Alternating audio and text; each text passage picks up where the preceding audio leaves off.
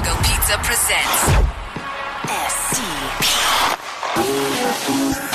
The Steve Dangle Podcast with your hosts, Steve Dangle and Adam Wilde. Morgan Reilly will not be going to the 2019 NHL All-Star Game in San Jose. San Jose, where he can show off his legs because he's a man rocket. It's ridiculous. It's funny, though, because Morgan Reilly will not be going to the All-Star Game. What? Who's he replaced with? Jeff Skinner. Oh. Yeah, all right. Like, it was kind of BS that he wasn't going to. Yeah. Like, I don't know. Is it the 3-on-3? Like, I'm down with the 3-on-3 format. I like it. Mm-hmm. But the downfall is fewer players go. Also, really? credit me for inventing it. Yes. It was if you don't remember. It was The's idea. Thank you. Way to get, yes. Very good point, podcast. It was The's idea. Thank you. So many people who hadn't listened to the episode yet were very confused. Oh, really? Yeah. Oh, man. Because people were just rolling with it on Twitter. Hey, the podcast. Tall guy. Tall guy. Not a tall guy. They both deserved Tall it. Adam. They both deserved it, and it didn't really matter which one went. Yeah, and I think you're going to run into that every year. What's interesting, though, I would doubt that any Toronto Maple Leafs defenseman is going to win a Norris Trophy, but Morgan Reilly might be the first defenseman to win a Norris and not go to the All-Star game. Like, imagine, imagine he doesn't go to the All-Star game, wins the Norris Trophy. Oh, gee, I didn't even I'm not think saying of he that. will, but He's in contention. he should be. He's within arm's reach. He's a God, the Leafs, when they're on, they're so on. Like, who thinks to pass the pass that Morgan Reilly sent to Tavares for the 3-0 goal? It was classic, like the Panago classic. Wow! Like Yes. organic Italian tomato sauce, pepperoni, Canadian ham, red onions, sautéed mushrooms, black olives, green peppers. Not for Steve, anyway. An all-star pizza. And a pizza mozzarella. rocket. Mozzarella, too. We just got to keep it real here. Like the Wow. sauce. Yeah. You know? Morgan Reilly. Morgan Real. Really? Mm-hmm. Yeah. Right? He's Would you got give some that pepperoni pizza? in his step. Would you give that pizza the Norris? Aroni. Yes. Because I get defensive about it. That's how. See what you did there. You see? You know, I would check out Panago.com. Yes. Stuff your face with goodness. Deliciousness, Adam. Well, It's in the show! I'm sorry. It's in the show. I never listen to the extra anymore. You should. It's been years since I've listened to the extra. Man, I listened to old episodes. I listened to our live episode last night. Really? Yeah. How was it? It was good, except for we got, oh boy, did I get a lot wrong. It's like, so Steve, what's going to be the key if the Leafs face the Bruins? Because we didn't know who they were going to face yet. Right. And it was like, well, you know, Matthews looked good against the Caps. And like the whole story was, he's only got one goal. And I was like, and the other key is going to be Nazem Kadri. Suspended 3 games. Just firing at all cylinders. It was great. No, but you're right about the pass. Like, who thinks to pass the pass that they got? That's a shot right there. And yet, not so much on that first goal. Nope. Adam Wilde, in the 2014-2015, Erik Karlsson won the Norris Trophy, did not attend the All-Star game. Did not attend or was not selected? Was not selected. Oh. Bobby Ryan was the representative of the Ottawa Senators Who was? that year. Bobby Ryan, who is Yes. still a Sen, by the way. Every time I see him, I'm like, fun. whoa. That's crazy. Because they traded for him to go for it. Oh, yeah. Yeah, that trying to other win. time they traded for a player to go for it. Man, the Sens have players I'm nostalgic for who, like, are still here. You know what I mean? I'm nostalgic for Bobby Ryan's wrists. Bobby Ryan, and Like- hands and fingers, Like and when all those broken things. pre-broken hands, Bobby Ryan. For a while, he was a flyer. Like, there's a reason he was a sought-after commodity. There's a reason he makes $7.25 million. There's a reason that it was a big deal when they said he couldn't make the American Olympic team. Remember? That's right. And Berkey had that clip leak out. I don't think that was supposed to get out. No, it wasn't, and he sort of had to put out some fires there. Yeah. Can I do more All-Star Game 2015 trivia?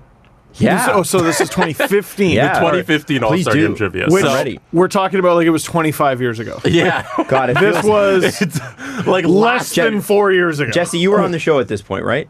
Yes, yeah. Yeah, Okay. it must have been. Yeah, Okay. yeah. So just like in this All-Star game, you could vote in a certain amount of players. So 6 players were voted in this time.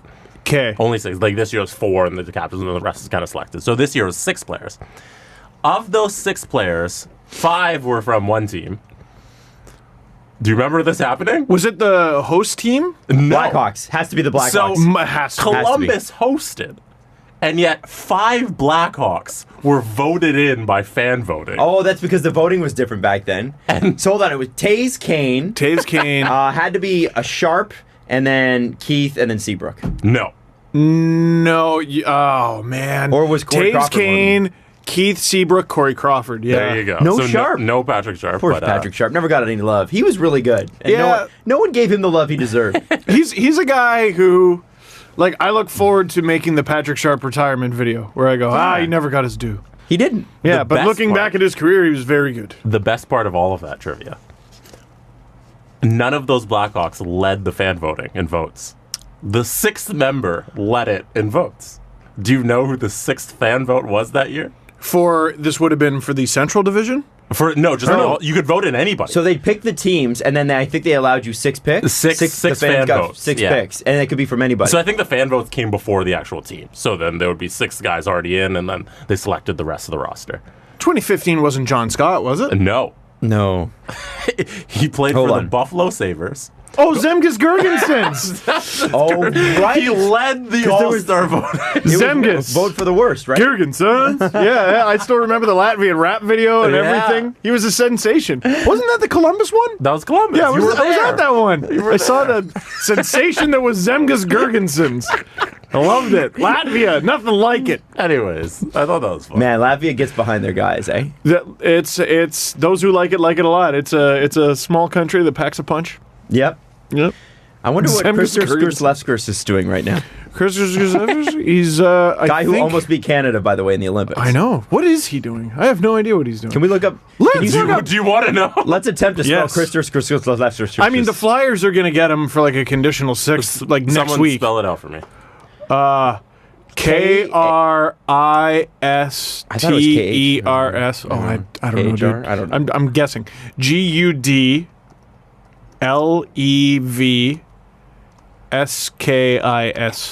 Skis. Yeah. They came up in autocorrect. There you go. How off was I? Fairly? All right. Yeah. Gudlevskis. Oh, okay. I got the last name. Yeah. Kristers, Kristers. Oh. I gotta be honest. I think it was pretty good. Pretty good. Yeah, it's not bad. You got the harder one. He's currently playing for the Riga Dynamo. Dynamo. Okay. Dynamo. That's still pretty good. Riga. Of the KHL. That's professional hockey on basically the second biggest scale. That's not bad. With the worst team to do highlights for, bar none. Oh, because they have terrible cameras. Well, they all end first and last name end with S. Like almost the whole team is Latvian, and they're just a nightmare. They're impossible. Like for the KHL teams who are Russian based, they were mostly Russian, and I could rely on Andre to be like, "How do I say this name?" And then for the Latvian names, he's like, God, I struggle with them. Wow. So I'm just like, here's the right winger goes down the right wing, and he passes to the. That was just brutal. Yeah, and there's no YouTube translation for Latvian hockey players, right? No, I don't think so. We just added a song on Virgin Radio called Lost in the Fire from The Weeknd and Gestalfstein. Who is a French house DJ, and I don't even know if I said his name properly. I assume no. But he's been a bit of a force in writing and that sort of thing, and he's produced a couple songs on previous weekend albums. Anyway, so they released this song, and we played it a lot this morning. It's really good, and it's hard to find a translation on that guy. It's hard to find him in an interview going, "Here's how you pronounce it." Interesting. Yeah. Interesting. So sometimes you have to look that up on YouTube, and I wouldn't imagine that it exists for Latvian hockey players. I saw a video yesterday. We'll get to hockey in a moment. I saw a video yesterday because when you log into the back end of your YouTube channel, sometimes they'll have special YouTube creator studio videos where they're like, "Here's how to be a better creator." And yesterday's video was from... And you ignore them and watch wrestling videos. I usually ignore them, yes. But this one was from a YouTuber I was familiar with, Jessica Kellgren-Fozard. So she is deaf, but she didn't lose her hearing until she was 15. So to listen to her, you can't tell she's deaf. Right? Wow. Like she can enunciate. It's pristine. She sounds better than all three of us for sure. And it was basically about captioning your videos, and I have it enabled so that it auto captions, but like I put it out on Twitter yesterday. I'm like, so how is it? And they're like, it's trash. It's better than nothing, but it's trash. Wow. So, but you can go in and do the translations, or not translations. You can go in and caption it yourself, and you can even translate it into different languages. The problem is that would take an eternity. It would take a long time to caption and to translate. Well, I don't know how to do any of those things. So I've opened up my own channel to the audience to do their own contributions. Oh. I obviously get to review them before I publish. Because so it's not like fuck shit fuck. Yeah. Can you remember pizza, fuck Shane? Like, this is an all meme episode of that. Yeah. So just letting you know, and I think we'll cool. see how that goes. You know, that's a great idea. What other people might do is have a production staff. Yeah, no, I might pay a company to do it, or I might like hire someone to do it. Yeah. Wow. Yeah. So we've turned a corner on that one. No, that I know. was off the table last year. No, someone. Well, I mean, I'm not going to spend thousands of dollars on it. You know, I'll do what I can afford. Someone named Ricky Pointer. Ricky Pointer. Tweeted me, and she has a company, so we'll see how that goes. That'd be cool. But no, I want it to be better access to people, right? And it'd be cool. I mean, Jesus, our podcasts are 2 hours each. Like, I don't know if we'll be able to get a translation or an accurate caption on this. This is a little bit more difficult. LFR's 10 to 15 minutes. You know, some people. So someone last night was like, "Oh, I'll do the 9-2 Nashville video," and I'm like, "That's perfect. That's 2.5 minutes." Yeah, I don't know. But it's something I want to look into. Wouldn't it be great? Don't you want to see what our voices look like in Russian? In Cyrillic. Sure, yeah. I want to know. Where every letter looks like a weird stool. Yeah. In Russian? It does look like something you could sit on. Yeah. Yeah, this letter's posturepedic. This letter has good lumbar support. This letter is an ottoman with a nice little back on it. It's nice. You think so weird. I'm just saying. I love it. Just saying. I'm just a guy who needs furniture. That's basically why I'm saying that. That's a different dude. So Morgan Rielly. Oh, yeah. We're done with Morgan Rielly. Yeah, we're done. He didn't make it. Okay. Moving on to Morgan Klimchuk. Yes, who the Leafs traded for Gabriel Gagne. Now, I guess Klimchuk just didn't fit in with Sheldon Keefe's system, and this is sort of like a AHL for AHL. We don't think either's going to make it, and we'd like to give someone a fresh start. Yeah, I think that's it. Yeah, no, I texted someone. I was like, what do I think of Gabriel Gagne? And they said, you don't. So, I don't know. The trade reminds me of Leaf great Jeremy Morin. You remember Jeremy Morin? Too. Got him for Richard Panik. He was the guy, we were sort of talking about this before you came in. Like, Jeremy Morin was one of those guys who perpetually never reached his potential. You know what I mean? Yeah, like once he got drafted, it just never... just wait. If he hits a stride, never hit the stride. Which happens. So, sort of reminds me of that. They get a guy with size. I don't know much beyond that. I know Gagne is having a real off-season. He's a winger. He's having an off-season in terms of offensive production with Belleville. But last year he had 20 goals in the AHL. So, I don't know. Maybe you can turn it around with the Marlies. He's big. And in the, when you're playing 3 games in a weekend, you got to rotate somebody in. You sure do. And he's a big boy, 6'5". Yep. And they say there's not much to his game, at least according to Scott Wheeler, beyond like he's got a real shot and he's big, but he needs other guys to sort of, make things happen. You know what though? Like, I like the Leafs taking chances on guys, like on projects. I don't know how old he is. I assume I think he's 20. He's a year younger than Morgan Klimchuk. I think he's 22. Yeah, so you're getting there. You're getting sort of to what you're gonna end up being, but there is time. Yep. To sort of reclaim this project. And dude, look how fast Freddie Gauthier is now. I never thought he'd be this quick. I don't think he's gonna break any records or anything, but I never knew he had this kind of stride. So I don't know. Maybe they look at him and think he can be another one of him.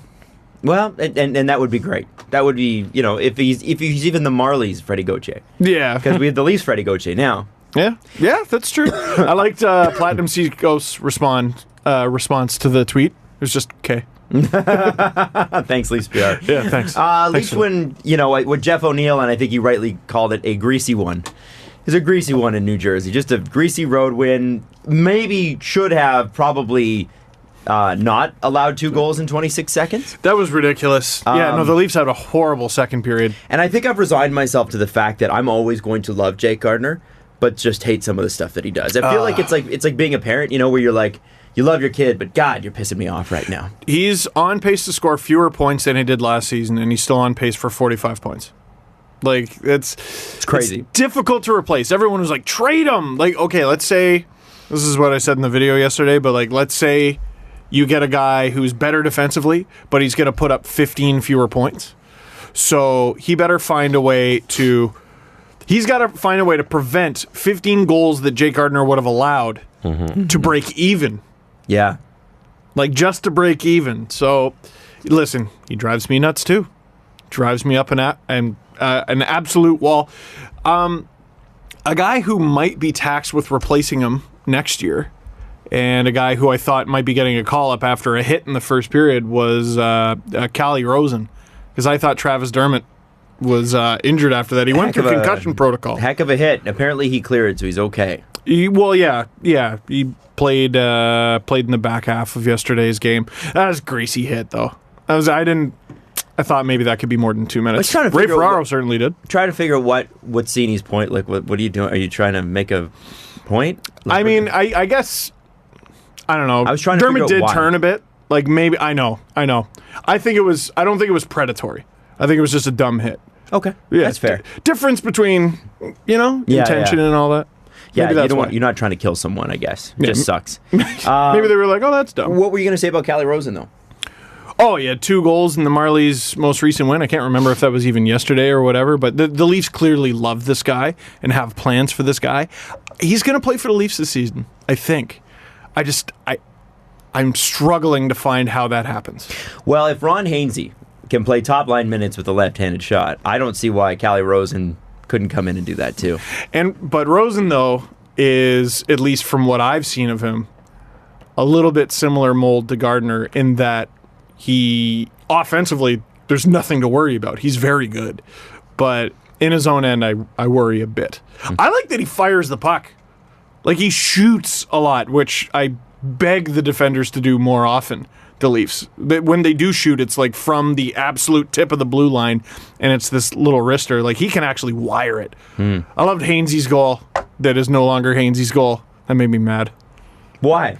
Well, because I was talking about it in the video, and I'm like, I don't know. It's rare that I'll do a night of video. I'm very sleepy. I don't know if you can tell. It's rare that I do a night of video, and then I wake up to like 2 goal changes. Yeah, I'm like, you prick. Yeah, that sucks. Yeah, so they gave Hainsey's to Connor Brown. Marner still has Marner's goal, but I think they added an assist. Oh, they gave Hainsey an assist. I wonder if that was the trade-off. All right, we're taking away your goal, but we're going to give you a secondary assist on an empty netter. Don't worry. How's that, Ronald? Yeah, that's nice.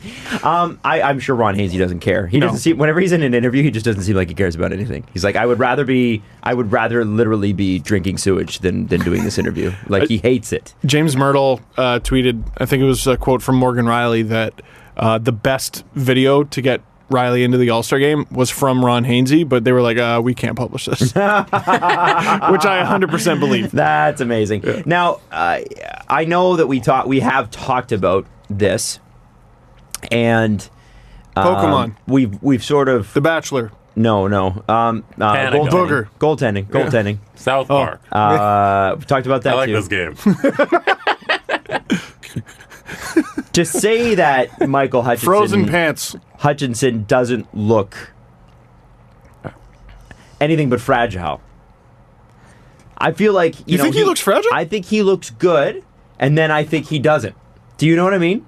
No. Well, there are goals sometimes with him where I'm like, ooh, we needed to save on that one. What didn't you like last night? Well, I don't actually can't really fully pin any of the real goals on him. Obviously, the Jake Gardiner thing. I think you would have wanted a save there. I think you want to save there. I would have preferred Jake Gardiner not be ass. Sure, but that's going to happen. So when it does, which is why you have a guy standing there in pads, I think that goal I'm not going to be like, oh, Michael Hutchinson, I'm going to rake him over the coals. This guy has clearly come in and at least held the line a little bit, right? Yeah. Which is what we needed. There were a couple plays where I'm like, if they weren't playing the Devils, that might have been a problem. But I don't think you can make the argument, and this is where I was going with this, I don't think you can make the argument that he's stepped in and definitively won the backup role away from Garrett Sparks. Now, he stepped in and done his job. Yes. Now, a lot of people don't even want to have the conversation, which I understand, because there's a lot of Garrett Sparks support, and there's a lot of people who don't like Garrett Sparks, and I'm somewhere in the middle where I'm like, I don't really know. I just don't know. But if you look at Hutchinson and what he's done, I don't think you could say definitively, because according to Elliotte Friedman, even earlier this week, that is up in the air. If Hutchinson had come in and stolen the show and looked like the second coming of Curtis McElhinney, so weird. That's so weird. Then we would be having a very different conversation about the Leafs' backup goaltending. You shall only refer to Curtis McElhinney as Jonas Enroth's replacement. Oh my God! Yeah, isn't that amazing? That feels like it was 14 years ago. Decades. It was 2 years ago. That's insane. So, but I think it's sort of like I feel like. I don't know if that Hutchinson is the guy that they're like, okay, we're going to hang on to him long term up here. I really... He might be he's a Marlies guy. He's on an emergency call-up anyway. Well, that's why they got him. Yeah, so a little bit of confusion there. Because there was something about waivers. He cleared or something previously. He did. And now he's up with the Leafs as an emergency recall. Mm-hmm. So I assume when Freddie comes back, he's supposed to be playing the Bruins tomorrow. Mm-hmm. It's on Saturday. Kasky Swell will get sent down, and then once Sparks is healthy, Hutchinson will get sent down, as was the plan to begin with, I think. Because, you don't want to lose Sparks for nothing, do you? Yeah, it's not an option to send Sparks down at this point. I don't think it makes any sense. Dude, Mike McKenna's been claimed, I think, more than once. Yep. Dude, Sparks is getting claimed. Yeah. So the discussion about if Hutchinson can steal Sparks' job isn't really a question. Well, right? it was raised earlier this week by Elliotte Friedman. I don't think it would have been a discussion, but a guy like that talks about it. I'm like, okay, I'm going to listen to that. I mean, internally, I think it is. I think they are looking at it. I don't think they're looking at waiving Sparks. No, not at all. But maybe a trade. Yes. Yeah. Okay. I suppose that makes sense. I wouldn't say waive. No, they're not going to give him up for nothing. If they wouldn't have waived the other two guys, right? No. But I definitely think that they're still unsure. That's fine. I mean, dude, give Sparks a freaking chance. I still don't feel like he's been given enough time. It just sucks that he got the concussion now. Yeah. This would have been the chance, right? When every game he played previously was on a back-to-back except for one. Yeah. Yeah. He had, I think he had two games where it's like, oh, they're finally giving him a chance. And then you find out afterward, yeah, it's just, yeah. This is his one opportunity to actually do his job. Yeah. But on the other hand, it's allowed us to have a little bit of peace and quiet. What do you mean? Every frigging thing he did for the past... How many games has Hutchinson played now? 4 straight? Yeah, I think so. Every game would just be World War III on Twitter. And I'm just so sick of it. See, some of us don't participate in that, so I don't know. No, I don't either, really. I just have to see it. I think I read Twitter too much. Yeah. You know what I mean? So it's like you're participating, but without entering the fray. Well, and the LFR questions. I think it was the Leafs beat the Canucks 5-0. And what's Nylander's issue? And I'm like, they won 5-0. But he didn't score 5 goals. That's your burning question. Listen, I suppose it's valid, but it is, for me, it's 20 questions down in terms of priority after a 5-0 win. Did Garrett Sparks take himself out? So by hitting himself in the head with the puck, so he didn't have to hear all the. Yeah, no, I did read that. I did read that. Well, we did bring it up on the show. The internet said that. Yeah, it's unfortunately on him. I think. You see, I think this is Garrett Sparks' fault. Yeah, I mean we can't rule it out. There's using your head. He used his head. That's one of the most bizarre tinfoil hat theories I've ever read.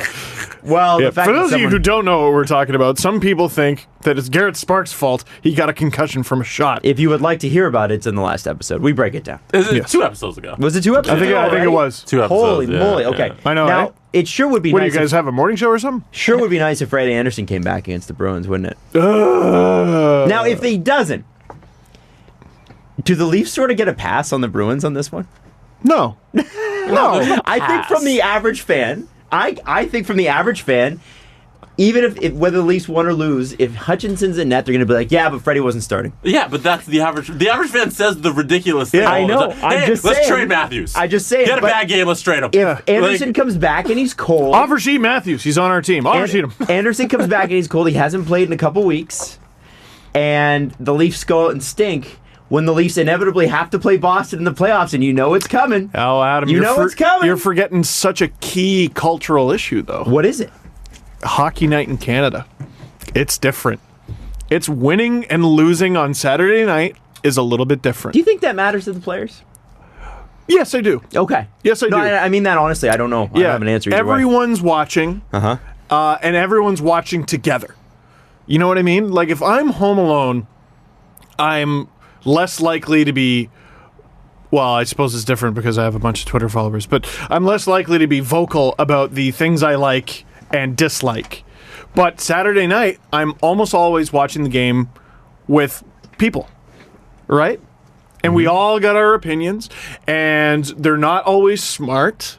You know, I think when people gather, they just, maybe have a few in you. Hutchinson should be the starter ahead of Anderson. Trevor Moore, better than Nylander. Frederik Anderson's not even the best sin on the team, you know? And Moore should take over for Willie and Matthews. You could put Moore out there with only one other forward. Why don't they ever try 3 defenders, 2 forwards? Why don't they just flip it? Just flip that right upside down. Make a weird little diamond sort of thing. Anyway, the point I'm saying is Saturday night's a little different because people watch the game together. Right. And it's hockey night. Yep. It is. And all the pundits are together. Don gets on there and hey buddy, wait, whoa, hey. And then there's do that. hey buddy, smarten up.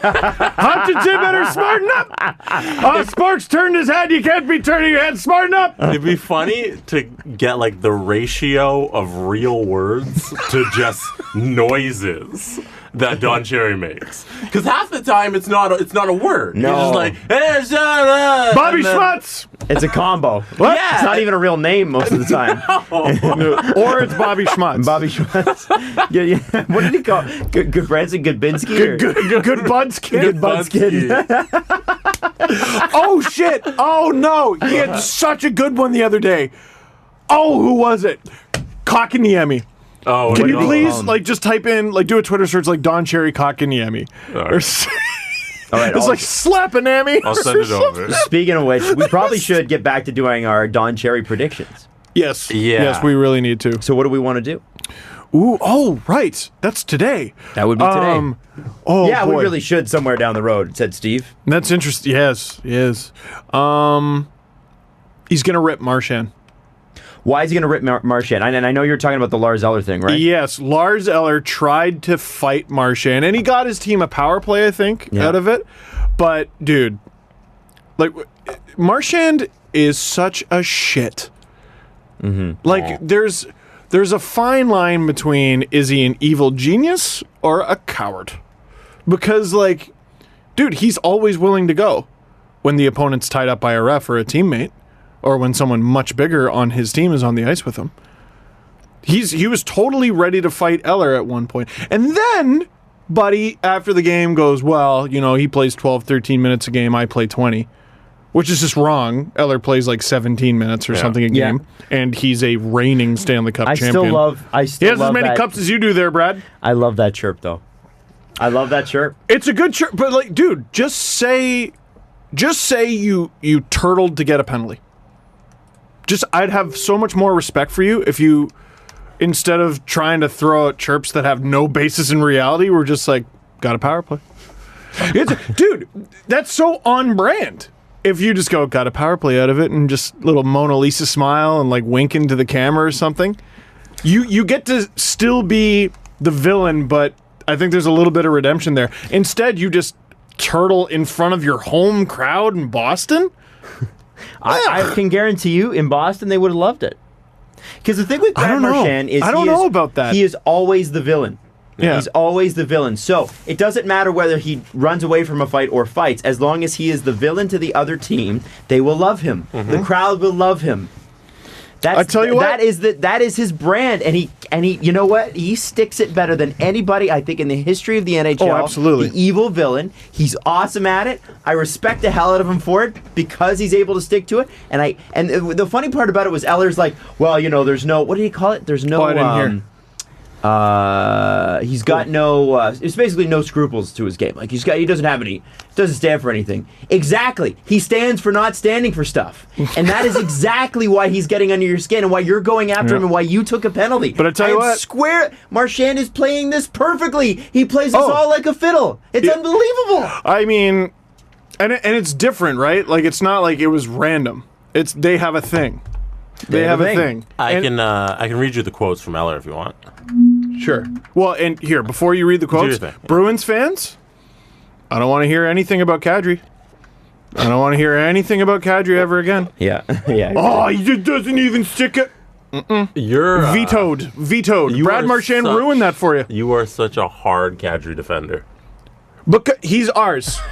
Marchand's yours, Kadri's ours. Kadri's not even that bad. No, he's not. He's done I can't. Listen, he's a shit. Sure, but it's not like... He's not nice to play against. Okay. But, he won't even stand up for... Can't say that anymore.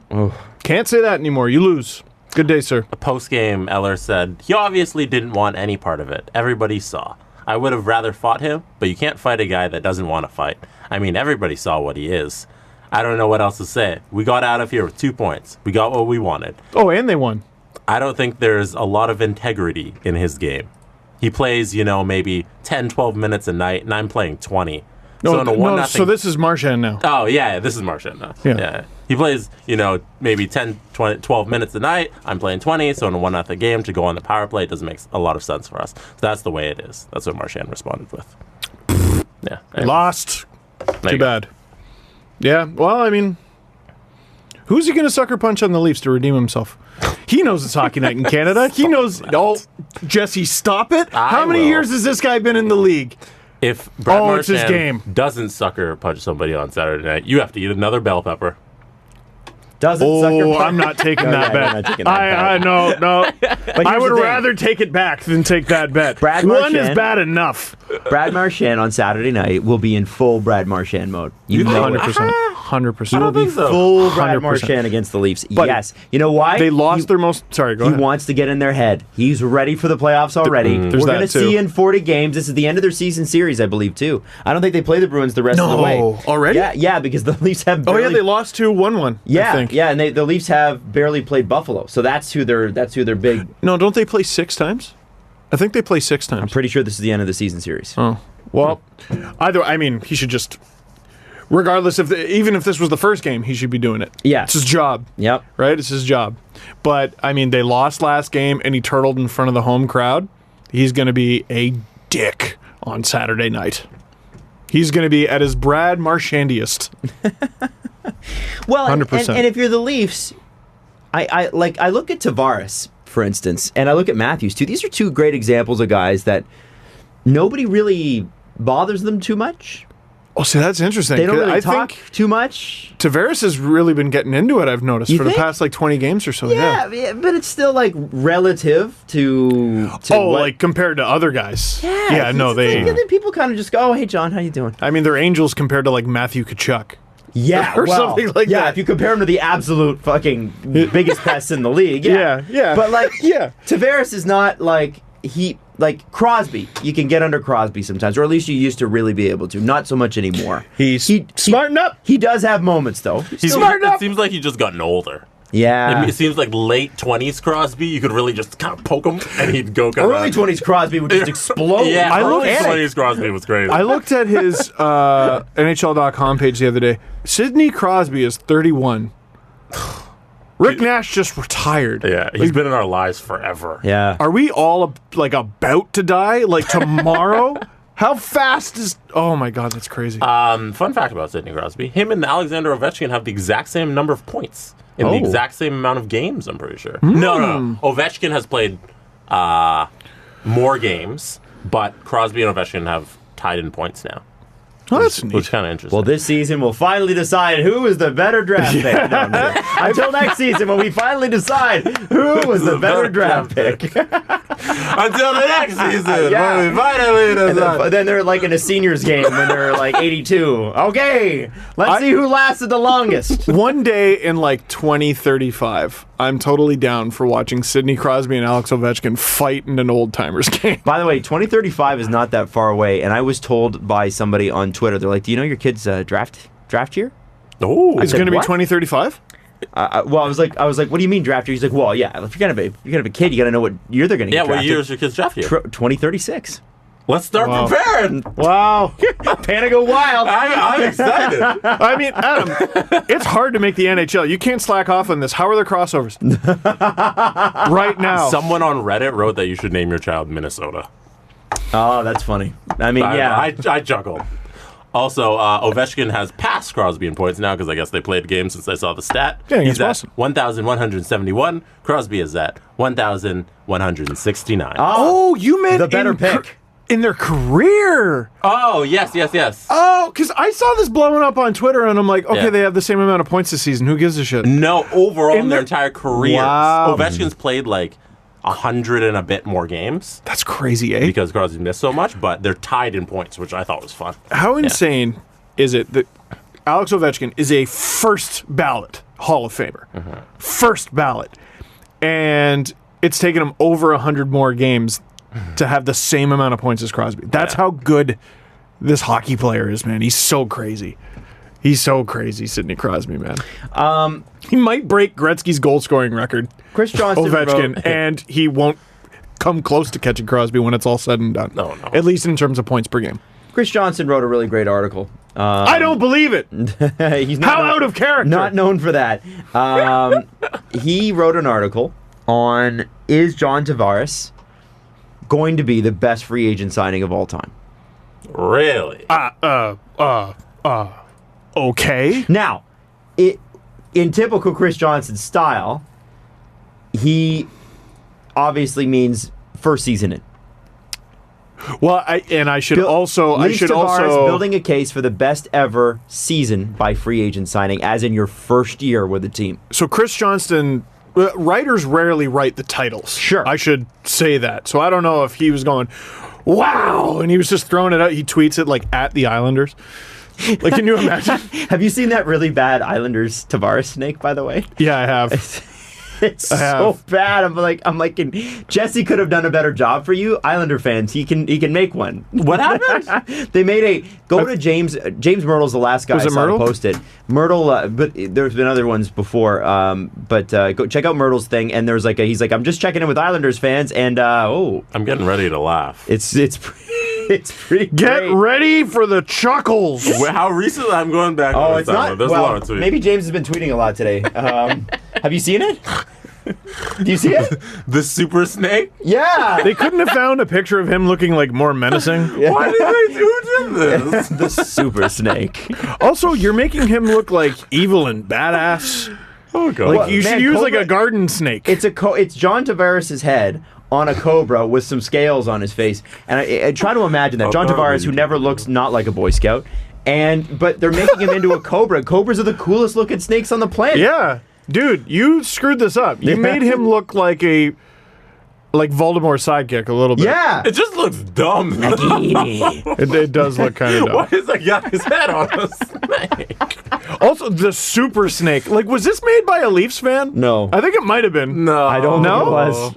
I don't think it was. You're making John look a lot cooler than, like, straight up as a Leafs fan, you're making him look cooler than he is. If you're looking for rationality in how Islanders fans have reacted to John Tavares leaving, you're looking in the wrong place. And what's so weird is, like, haven't they won 6 of 7? Yeah, they're doing great. And they're still like, John Tavares! Like, bro, Matt Barzal. You know what I want to do? I want to do a live show on the island one day, and just walk in, and the first thing we say is, John Tavares. and just watch them freak out. I want to walk We out. might get something thrown on us. I want to walk out with a boa constrictor on my shoulders, like like friggin' Britney Jake Spears. the Snake Roberts. Oh, yeah, Britney Spears is so much better. He was just going for a famous wrestler, but Britney Spears. No, I'll Top go out. 40 radio. You go out with Jake the Snake's outfit. I'll go out with Britney Spears' outfit. Dun, dun, dun, dun, dun. Oh, it'll be great. I'll have Tavares shorts on. Yeah, Jesse will just dress normal and look disapprovingly. What's interesting about it, though, is that, and I thought this part of the article was pretty insane. Oh, yeah, we were talking about this. About John Tavares. He scored his 300 and 301st goals last night. In the first period. Making the first overall pick from 2009, the first in his draft class to reach that milestone by a wide margin. He's now at 5 more goals than his previous best mark through 43 games of a season. And the only Leaf player in the last 31 years, and that includes the crazy-ass 80s, with this many since Dave Anderchuk had 31 in 1994. Heady stuff. Wow. Pretty crazy. That is pretty good. Now, one thing a lot of Islanders fans have been saying is, well, he was on this pace last year. Right. Like, apparently he had a hot start and sort of ended slow. I don't really remember that. Yeah, I'll take your word for it. The whole team did. Yeah. But they got Brandon Davidson, and it turned their season around. For a third, I remember that. Could have got him on waivers this year.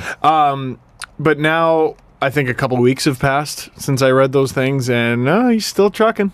Well, okay, so here's what I'm interested, because Islander fans, the ones who were rational on July 1st, are like, they reached out and they said, hey, congratulations. It sucks for us. Because there are rational Islanders fans, and a lot of them listen to this show, and they're very nice. I like to think our listeners are cool. Yeah, they're not the average. Like they're probably not listening to WFAM and shit talking our good friend Mike Francesa. They're pretty rational human beings with families. And one of the guys said, listen, he's a bit streaky. He's a great player, but he's a bit streaky. And I think in his career he has been. But I think if you look at the reasons why Tavares is playing the way he is, I mean, you have to look at Mitch Marner, and I don't think, like I'm looking at Josh Bailey's stats this year. I think Josh Bailey's only got 9 goals this year so far. Well, he's a playmaker. He's a playmaker, but you look at the talents that John Tavares had to play with on the island, and I think Islanders fans can back me up on this one. I thought he had a good line. No, but Steve, yeah, Mitch Marner and anybody else he's ever played with. Marner's unreal. He is absolutely unreal, and it's such a match made in heaven. God, I love those two. And also Hainsey. I'm not slagging the guys he played with, but look at who he's playing with compared to who he played with. He's playing, with no disrespect to Bailey or Lee. Mm-hmm. He's playing with the best player he's ever played with. Any other guys like that he played with? I mean, there was a few years ago. Those were the 2 most recent ones, right? Yep.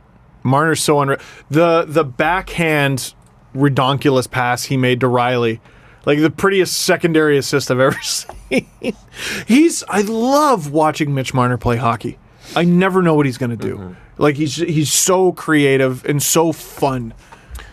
If Mitch Marner and Austin Matthews were playing a game of Ice Horse, Mitch Marner would win. Jesse is on this shit. I know. This is an argument that no one cares about, and Jesse has brought up like 40 times. What is Ice Horse? Like, what is... Jesse, stop making this argument a thing. I think if they're playing horse... Okay. If they're playing horse. So there's a net on the ice. There's a net on the ice. You got to do something and then get the puck in the net. It's just like basketball. So there's a net on the court. Yeah. Off the hop, Matthews has an advantage because it involves shooting. But it also involves creativity. Okay. Mm-hmm. Interesting. Okay. So, Mitch Marner's extracurricular skills make him better. Extracurricular skills. Make him better at horse than Austin Matthews. We need to settle this once and for all, man. Why don't the Leafs have a skills competition? They got to bring that back. I want to see. Mitch Marner would win. Mitch Marner's skills are better than Austin Matthews. Whoa. Listen. But he's not a better hockey player. Listen. That title belongs to Austin Matthews.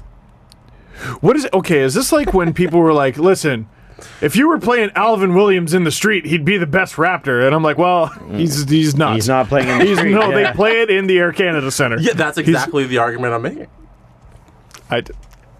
Back so it's to ridiculous. The regular conversation. It's ridiculous. As we sidetrack from the most important debate that's ever happened. This is very important. Debate that we're never gonna have. You're never gonna have the top two faces of the company face off. You need a face and a heel. I think that's what makes the debate so interesting. it would be kind of Face fun to versus see face. It would be kind of fun. Wouldn't it? That could be a really great Potential heel NHL turn. skills competition, like a horse battle. Yeah. I would love it. Like one guy does something, and then the rest of the guys have to do it, and you can match him. And Mitch then would be like, "All right, catch it in midair, do a spin, Right? Various Fortnite dances, and then you shoot it at the net." Then shoot it. Talking to a yellow shoe for your All-Star video. Sell some insurance. Yeah. Do a commercial. Upload it. Yeah. Yep. I love that the Leafs are finally chirping him. Yeah. Yeah, for like, oh yeah, Mitch, you got another ad there? Yeah. No, Andrew Berkshire. Boo! I know, right? Sorry. He did his weekly article for Sportsnet.ca, which again, are you not going to boom again? Oh, boo! boo. So, no, Is sorry, this I the thought one- you were going to say I'm in it. No. Well, you are in it, but we're Yeah. not talking about your part in it. Oh, boo! Yeah, 'cause In yours that is- case, boo. Because yours is about Tyler Seguin. yeah, Or Seguin, which I've heard Seguin. before. Or horse shit. Before horseshit 1 or 2. That's what I would like to know. Oh, Who's Tyler, horseshit 1? Horseshit 1. I missed shift. I you- meant to do an exclamation. I don't want to blow the whole article because I want you to read it. But the question you ask Andrew Berkshire in it, what's the question? And he answers it. I believe it was Sagan post Jim Light's horseshit comments has been on fire. Was this always based on numbers from earlier this season? Was this always sort of just Coming. was this bound to happen? Or is he actually playing different now that he's been motivated not by the getting in president of the areas. team? Yeah. Yeah. I'm going to go with yes, it was coming. But I'm sure Andrew can actually prove that. Now, I wanted to bring up something because he mentions a few players, but Dougie Hamilton's one of them. And Carolina Hurricanes fans have been on Dougie Hamilton. Management and coaching staff have been on Dougie Hamilton. He goes into a little bit of the situation because Dougie Hamilton could get moved here. And Potentially even to Toronto. Potentially. So, I'm not going to read the whole thing, but it picks it up where Andrew Berkshire has, and I keep calling him his first name. He's It just feels good, it right? does. It's a good name. It's a strong name. He goes into why he's having tough luck, and he says, but on top of the poor luck, Hamilton's play has indeed been falling off a bit recently. Over the past couple of weeks, the Hurricanes have been getting just 40% of the high-danger chances when Hamilton is on the ice, and fewer than 35% of the passes to the slot. Whether it's a bit of a crisis of confidence or just a mid-season lull in play, if the Hurricanes are planning to move on from Hamilton, it seems as though this would be a terrible time. Because they'd be selling low. Which they do. Now, I don't like what I'm about to say, but I'm going to say it. So, Dougie Hamilton drafted by Boston. Mm-hmm. Now they're saying part of his regression, by the way, is no longer playing with Giordano. Totally, and Giordano's ridiculous. Oh, He's my ridiculous. God. He's Who so was good. it? Someone last night, I want to say Dmitry Filipovich. Maybe you could search this on Twitter somehow, Jesse. It was a list of defensemen and where they sit in scoring, but it's just 35 and up defensemen. Ron Hainsey's like third. Oh. But because there's just not a lot of 35 plus defensemen out there. Yeah. And Giordano, I think, is like 20 points up on second place. Of course. Something like that. He's been... I can't believe he's that old now. He's so good. That's crazy to me. He's so good. He's over 35. Yeah. Now, Dougie Hamilton, so that's a more logical thing than what I'm going to say. Well, they took him away from a very good defenseman in Calgary, and now he's playing with And also, you less could good argue defensemen. in Carolina, part of its deployment as well. Could be that. Could be, that team doesn't bloody score, so maybe there's no one really to pass to. So, but drafted by Boston, and he was sort of run out of town. And once he left, everyone's like, boo. Now, that's sort of just what Boston does. Rielly did that. Yeah. Then he goes to Calgary. And it's weird. There was a pocket of the fan base that always seemed to love him. Some people, I think it was mostly media, actually, were like, I don't know about this guy. And then they got mad when they said he got mad when Freddie Hamilton was And then there was the waived. museum thing. and he got traded, and we talked about how ridiculous that was. Now it's been less than a full season in Carolina, and they might move him again. Is he taxing? Is he exhausting? Is there something... Is PK Subban exhausting? I mean, it depends how you view him, by the sounds of it. Then that would be my answer for Dougie Hamilton. Interesting. Okay. It would depend on how you view Dougie Hamilton. But only one team has moved on from Subban. Yeah. You know what I mean? Because only one team's idiotic. Look at how much the Montreal Canadiens have suffered since he left. Like, this is the first year where they're sort of close. Look at how much the Calgary Flames have succeeded since Hamilton left, Devil's Advocate. Okay, a little bit of a different situation. I know it's ridiculous. I'm just trying to see if there's something there. Montreal did make the playoffs the first year after Subban. Did they? They did. They won the division. Yeah, they did. Sorry, I'm wrong. The point I'm trying to make here is there was a gigantic hole in the Montreal blue line. And that's not because Shea Weber's not a good player. It's because the game is going to players like PK who can move it. Yep. Now, okay, fine. Players taxing. I wouldn't suggest that Calgary had the best dressing room last year. In fact, they said that they didn't. Management said it, media said it, players alluded to it. Mm-hmm. Then you go to Carolina, which has seen a ton of upheaval recently. And, you know, they for as hard as they are trying, they're having a real tough time trying to sign Michael Furlan. And now they're asking a first-round pick and a top prospect to get him for the trade deadline. Do you think they're maybe a little bit unhappy? I think maybe it's not. Maybe that it might not just be they're unhappy. They might not just have these two teams. In the times that these players were there, may not have had strong dressing rooms. Now you could argue that these players keep being in these places without strong dressing rooms. But what I would argue back to that is true. And I don't know what happened. I don't have any insight into that. You're case-by-case basis. Exactly. And if you bring a guy like that into the Toronto Maple Leafs organization, and I don't think it would cost the Leafs as much as it even cost Carolina to get him. Not at this point.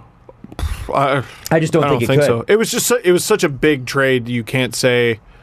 Like, there were other players involved, right? Yeah. So, like, some of the payment might have been for this guy, et cetera, et cetera. Yeah. I don't think the Leafs are going to... I don't think you pay a high price in the same way that you would have last summer for Dougie Hamilton. With that said, you know, guys in stronger dressing rooms, sometimes stronger dressing rooms can bring out the best in guys. And you can be upset about guys like Patrick Marleau with his contract or Ron Hainsey with his play or whatever. There are guys in that dressing room, Tavares included, who are older, been there before, and aren't going to take the shit. Or just guys who know how to get along, like how Reilly, Matthews, and Anderson, you know, seem to have their own little clique, sorta, and other guys belong in that clique as well. But it's what I said about Rielly, sorta, in Boston and in Edmonton. Like, this player's a pain in the ass. He doesn't fit our culture. We're going to trade him. And he's in Edmonton. We got to establish our culture. And then guys move on and they have success elsewhere. Why never you? Mm-hmm. Why never you? Mm-hmm. You know? It's just, I don't know, it's something I was wondering to myself because we sort of gave, like, P.A. Parento the benefit of the doubt. And there were no problems in Toronto. It wasn't until he moved on. Like, he seemed to like it here. He had problems in Montreal, though. It was a nasty departure with the island. And then... Colorado, too? Was there Colorado? No, Colorado was before Montreal. And then I want to say he went to... He played for like 2 teams the year after the Leafs, and then I think he was like a healthy scratch on Detroit or something like that. And then there was Cody Franzen, I remember, with the Leafs. And then he moves on, and he sort of pinged around a little bit, and he wasn't very good. And I'm like, okay, is this guy exhausting? He finally leaves. There's been a few guys where I've been like, oh, that's ridiculous. And then enough time passes where I'm like, okay, I think we were wrong on this player. Yeah. I hope it's not Dougie Hamilton. Because he seems wonderful, and he's a pretty good player, except for the past 2 weeks. If the issues are what they are, like he doesn't like to go to team functions and he's sort of antisocial, is that really the worst thing? I could see how... Is this fair? I could see how players would overreact to it. That is fair. But I would say... On the list of, like you said, what's wrong with Nylander after the 5-0 win, right? That's on the list of issues that I would have with a player, that would be pretty low on the list. Just like what's wrong with Nylander after the Leafs win 5-0. I'm just... I know, we're just talking. Yeah, I'm just trying to figure this out here. So let's say Hamilton doesn't like going to stuff. Mm-hmm. He's that guy who people cancel plans and he goes, oh, phew. Mm-hmm. So let's say he doesn't like going to stuff. And let's say he knows the team is going to overreact to it. And he chooses not to go. And the team overreacts. Whose fault is that? Coaching. No, okay, we're just talking people. Well, we're just talking the people in the dressing room, the players. I think it depends on what. If it's I think it depends on what it is. If it's a team dinner, that's one thing. If it's we're gonna go get fucked up, and a guy just says, I don't want to get fucked up. Yeah, wasn't it like they were gonna have like a party or whatever, and he went to the museum. I also, can I just say I have a difficult time believing that story word for word. I think like there's more. Oh, we're gonna go to a party, and he went to like the museum. Like that sounds like hyperbole. Like we do not have all the details. No, I don't. Yeah. That'd be impossible to get unless you were there. That's like a. Oh, I'm sure somebody knows. In a movie. Like, I'm just imagining them. They're in a club, and then there's Dougie Hamilton. Like, how do we have the same song in our heads? Yeah, because that's the museum Holy song. shit, we've been doing this. That's a nice story. Who knows how it actually went down? Yeah, I think that was maybe when John Shannon tweeted that. I think that was maybe more of a metaphor. Okay. Yeah, I don't know because if that it's a little. It's silly. I don't know if that's story. the case. I haven't asked John personally, but listen. Dougie Hamilton is someone who I would like to play on the Toronto Maple Leafs. So, at not too high a cost to the Leafs. And hopefully, ideally, don't always get your way. But I want to make sure, because the Leafs, for the first time in a very long time, seem to all like each other. Yeah. I just want to make sure it all stays peaceful. I'd imagine that the Leafs want to make sure that too. Of course. That seems very important to them. Of course. I know Kyle Dubas was extremely high on Dougie Hamilton back in 2011. The problem was he wasn't an NHL GM at the time. I wonder, too, if a team looks at that. Let's say they're looking at... Because Pietrangelo and Hamilton are in the same contract situation, right? Both of them have this year and next, and then they're off. Then they're Then they're set free. Only Pietrangelo is making, I think, $1 million and a bit more. A little bit more. He's making 6.5. I think Dougie's making 5.25 or something like that. Whatever it is. I wonder if whether a player's taxing or not, or somewhat taxing, plays into that. We're going to have to give up just about the same to pick up one of these players. I bet they look at pretty well everything, right? Yeah.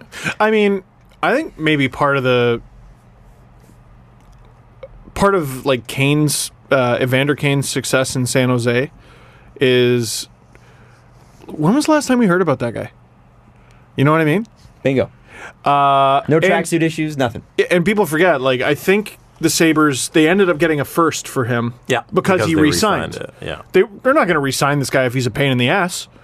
For 7 years? For 7 years. But then how different is the conversation if the Sharks don't retain him and then, dude, we only got a second-round pick for this guy?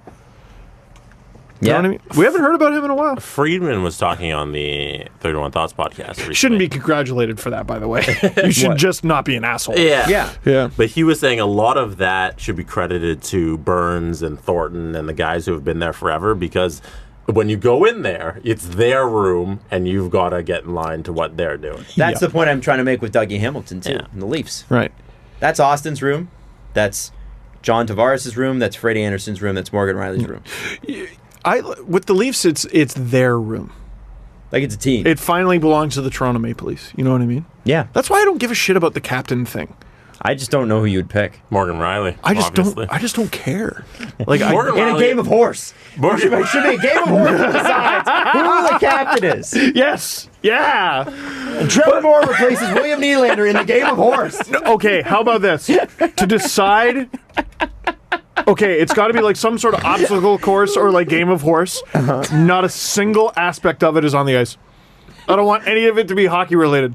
I want to see like who could jump the highest. Remember when those YouTube who's the videos best at chess with people just throwing things backwards and they had to do it like 1,000 times before they got it? Oh, dude, perfect. What do you mean? Those would remember? That's still the most popular garbage on YouTube. It's the Big Bang Theory of YouTube videos. Trick shots are the Big Bang Theory of YouTube videos. But not Dude Perfect. Dude Perfect is some other level. Okay. Because they do something. They'll like go to the where the Texans play, You know, they're on the field there at, I think it's, AT&T Stadium is probably Dallas Cowboys. Anyways, they're there in that massive stadium doing these amazing things. That's a little cooler. But just the garbage, hey, here's me on a trampoline throwing this ball into a bucket. And it took me 100 tries, and I got this 1 30-second video. Fuck that. I watch it for the reaction, though. I also, like, how different is it? Like, okay, I saw this video recently of, there were all these guys. It's always freaking guys. There were these guys, had to be a dozen of them. And they had, I want to say it was a basketball. And they have one guy who's just like sort of standing under the net to collect the ball. He throws it to another guy. He throws it to another guy who's standing just under a building. He throws it up to a guy who's standing in a window. He throws it up to another guy who's standing in another window. He throws it up to another guy. Then this other guy throws it into the basketball net and gets it in. I'm not here for that. But they clearly had this chain go. Like, how did that conversation start? All right, so the 12 of you, you want to hang out and for a few hours? Yeah, literally. Try this shit? Yes. Like, what? Is that what happened? That's how they had the conversation? Yes, that's the video. That's so weird, man. Exactly. Listen, my friends would be like, no. Let's not shoot this video and go do something else with our lives. Or, like, that's the sort of idea, like, for my friends who agree to it, we would already all have to be drunk. Like, but I feel like people soberly are like, this is going to be cool. Hey, do you guys want to get onto one of Barstool's 300 Instagram accounts for 5 minutes? I have an idea. Of a Barstool account. They're so specific. Yeah. They're so specific. Here's Midwestern fishing Instagram from Barstool. It's like it's a thing. Oh, weird. I also saw this on Barstool Bama or Barstool Berta. They're so specific. Is the Barstool Canada actually associated with Barstool as I have no idea. Or is that just a person? I have no idea. Because like I don't you can't tell. Like, but if they did have them in Canada, it'd be like Barstool Sugar Plaza in East Scarborough. Barstool, like, but for people who drive Honda Civics that are silver. Barstool, but just bottle flip videos.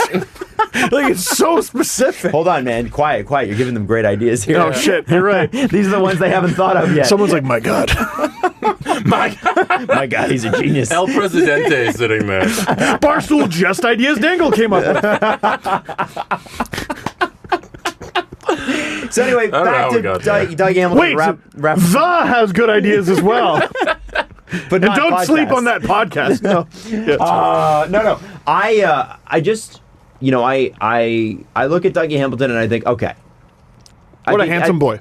There's probably one more move in there, if they move him, where you're like, okay, this is the make or break.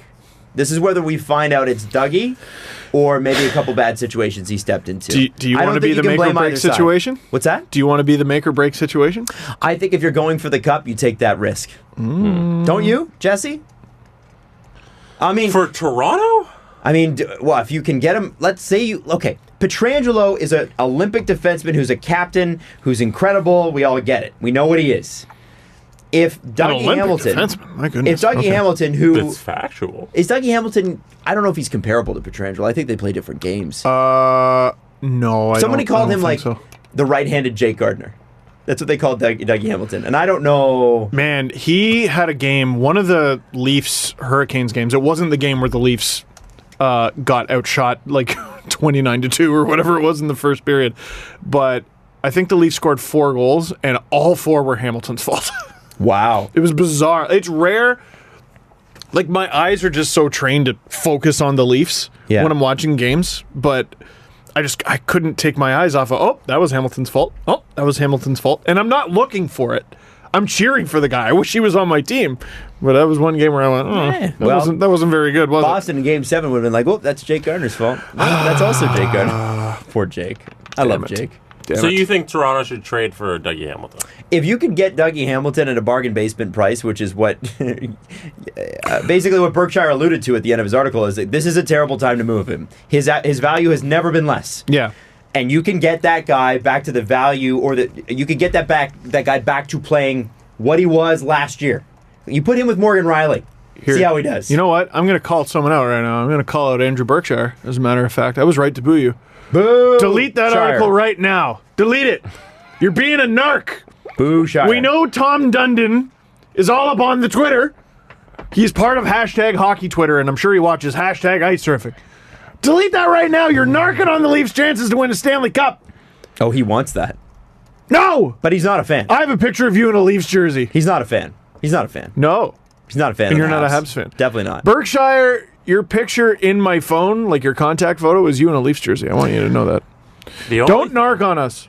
Do we want Dougie Hamilton on the team next year for a 5.75? Oh, it's 5.75. And then the year after for a 5.75? Is that what he signed to? That's what he signed to. Oh, so a couple more years. Yeah. I see that makes it more valuable if he fits. Yeah, I mean, you're going to have to figure some things out.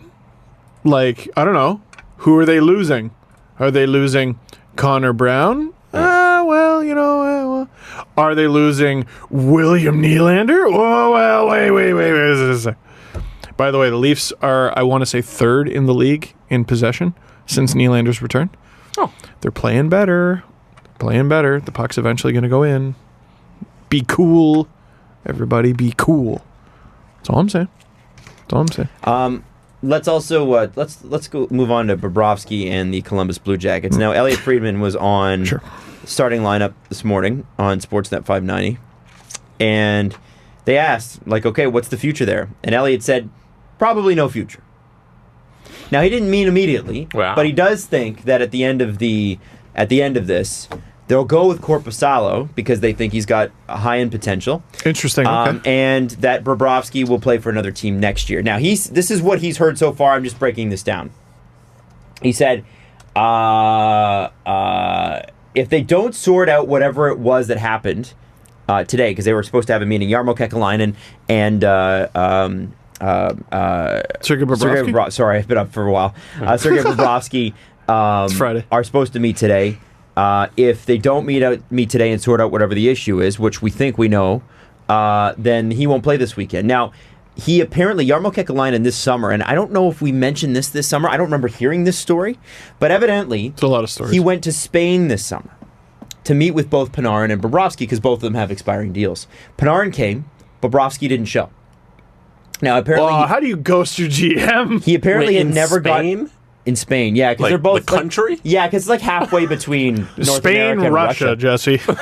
Yeah, so you meet halfway. They've met, and that's fascinating. Yeah, okay. and I'm sure Yarmo was like, maybe I'll do a vacation. And Bobrovsky didn't. Yes. Oh, Yeah. Two-parter. I'm sure. Hey, meet me halfway. In Madrid. Also, let's rock it in friggin' Spain. Yeah. After our 1 hour meeting, I might stay another week. Yeah. Well, I hope he did. Okay. This isn't Dubas going to Austria to meet William Nylander mid-season. Okay. This is in the summer. Switzerland. Oh, Switzerland? Which I think meant a lot. Neutral country. Wow. You know what I'm saying? Anyway. So symbolic right now. So Bobrovsky didn't go because apparently he hadn't gotten over some things that were said after the playoffs last year. And I believe it was things said by the team. Now, we know that the coach, from time to time, lets loose some things that maybe he'd like to have back. We're all bored of it, or at least I'm bored of it. But, here we are. He's been unhappy all year. He apparently earlier in the season gave them a small list of teams he'd accept a trade to because he has a no-move clause. And now it's unclear whether he'd accept a trade anywhere. As in, apparently that has been rescinded, and they're not sure they could actually trade him even if they wanted to. Friedman says that on the other side of this, though, and where Columbus has a few cards in their hand, is that he's not helping his market value right now. He is a free agent at the end of the season. He hasn't been great. He hasn't been great. He wants huge money. He wants $9 to $10 million a year. Stupid. Dude, you're not worth that. Well, he's the only active goalie with 2 Vezinas. Gives a shit. What have you done? What are you right now? Yeah, what are you right now? Yeah. This is a bad year for him to struggle. He probably would have wanted his contract to end after last season. Because he had a great year last season. Yeah. Right. So what happened last night when they... So here's what happened. He gets pulled against, is it Tampa? I don't remember. I forget. I think so. Yeah. Now Tampa's a great team. So you got pulled against Tampa. Fine. Or he might have been. It might have been after Tampa. Doesn't matter. He got pulled during a game. Their most recent game. And if it was Tampa on Tuesday. There you go. So he got pulled after allowing 4 goals on 19 shots. Right. So and then what was the next game? And on Thursday is when the Nashville thing happened. Yeah. So this is why I'm going to explain what happened. Jeez, let me explain. Let me explain. Let me get to it. So he gets pulled against Tampa, 4 goals on 19 shots. He's probably pretty pissed off about it. Big game. Really, you get to test your mettle against the NHL's best, and he comes up flat. Connection to Torts, too. Sure, yeah, that too. He wants to put on a show. Evidently, what happened was, when he got pulled, he walked right to the dressing room. Trainer came in after him after a bit and said, "Hey, we need you to be on the bench just in case there's an injury or whatever. You're still the backup goalie for today." And at that point, he'd already taken his clothes off, or his equipment off, showered, and gotten into his suit, and was like, "I'm not coming back out there." So they went the rest of the game without a goalie on the bench. Which is dangerous. Dangerous. Yeah. And you can understand why Columbus said, "Okay, well, you're not. Now we got a problem." It's a dick move to Korpisalo. Oh, it's a 100%. dick move to the whole team, really. Yeah. Now, this could be a guy that just straight up is not happy where he is and doesn't know what to do because he's got a contract and whatever. But he does have to do the hard thing here and get his shit together. Like, he does have to play well. So, what do you do? And I think we'll find out more with whatever happens today. If they sort it out today, he's playing this weekend. He apologized. He did. He apologized. I saw in a video today. Didn't see that yet. And I don't know if you can maybe find the quotes. I saw it very briefly. But the impression I got was there was an explosive argument. It was a really, really bad argument. That's what I've heard too. Russians are fun and not huge fans of subtlety. And passionate. Very passionate. I got to imagine some shit was said, and it was some shit. I have the quotes here if you want to. Let's hear it. Yes.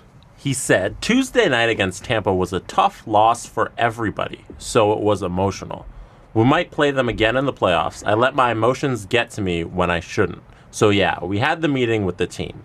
I pride myself to be a good teammate all the time, wherever I've played and whomever I've played. I addressed that to the team. It is what it is. What happened has happened. We cleaned the air and we're probably ready to move on. It's unfortunate for the fans, too, that it happened, but it's going to stay in the room between us, and that's it." There you go. I got to imagine there was a wee conversation between Bobrovsky and I'm going to say maybe Nick Foligno. Because, listen, let's say you think the coach wronged you and you're mad at the GM. Sort of like you said, with this situation, that's dangerous, right?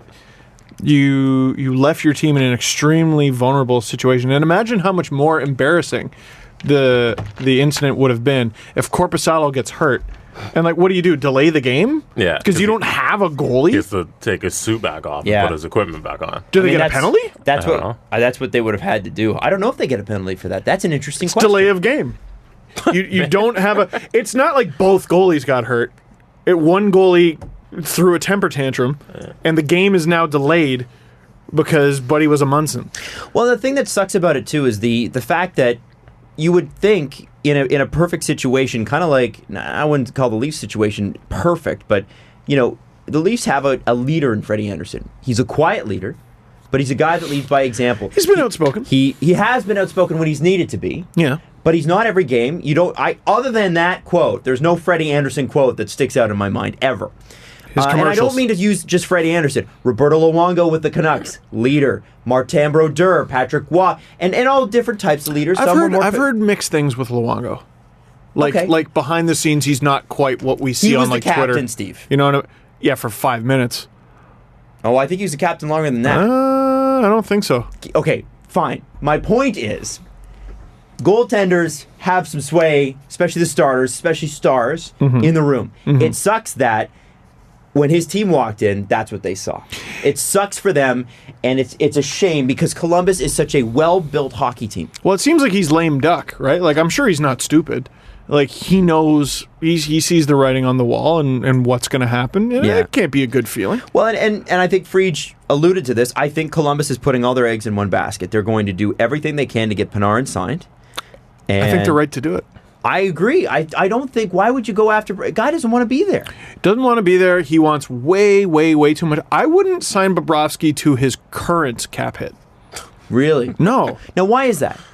It's too much bloody money. You gotta be, this is the thing about Carey Price. Is he not worth it?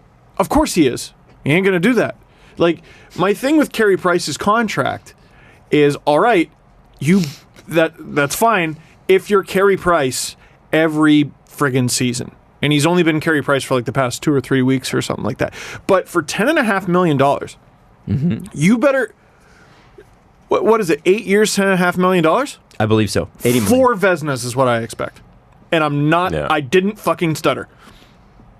Dude, you're the only goalie who makes anywhere near this. Lundqvist, I think, is the next highest at 8.5. And he's Henrik Lundqvist. Every year he's Henrik Lundqvist. He doesn't win a Vezina every year, but every year he's in the conversation. A little bit different this year with New York. I mean, you're not going to win anything with that team. But it's difficult. You could argue that he was the reason that they were able to go on life support and continue to make the playoffs. Every year he brings it. And with Carey Price, I'm not saying he's lazy. He got hurt. It's different. But with Bobrovsky at 7 point, I think it's 7.425. 7.425. Yeah. So in order for him to even get that number, right, which I think would still make him, I want to say, the third highest paid goalie. So it's Carey Price at 10.5, Henrik Lundqvist at 8.5, Bobrovsky at 7.425, then Pecorine at 7, Tuukka Rask at 7, Connor Hellebuck at 6.1, Holtby at 6.1. Wow. Done list, yeah. Hellebuck's at 6.1. Yeah, it's a tough one. He's got to get back on track soon as well. 5. But, man, the way he played last year, what were they supposed to do? Oh, he's 17th. 17th highest paid player. Goaltender is Frederik Andersen. Pretty good. That's pretty good. Pretty good. The Leafs have some good Also interesting, and this might have changed in the last couple of days. I understand people post things in the moment that they regret. I've deleted posts before that have been, of course. But Bobrovsky 2 days ago did post a picture with him on his Instagram with his legs on his desk with the peace emoji. Did you see that? Yes, I'm so amazed. I'm so amazed that so many pro athletes do that shit. Dude, and it's not a generational thing. Bobrovsky's our age. Does it all the time. Well, yeah, and they openly talk about leaving teams at the end of the season. It's a little bit different because the NBA is that's a different world entirely. Like that's just what they do. LeBron is literally like shouting guys out on his Instagram, going, "I want you to play here next year." It's hilarious. Like, how many times should he have been like caught for tampering or something? Like, it's unbelievable. Time. Yeah, it's unbelievable. I also had no idea that Bobrovsky was still only 30. Yeah, like it feels like he feels like Crosby. He's so old. He's been around here forever, and he's only 30. I remember him when he was Ilya Bryzgalov's backup.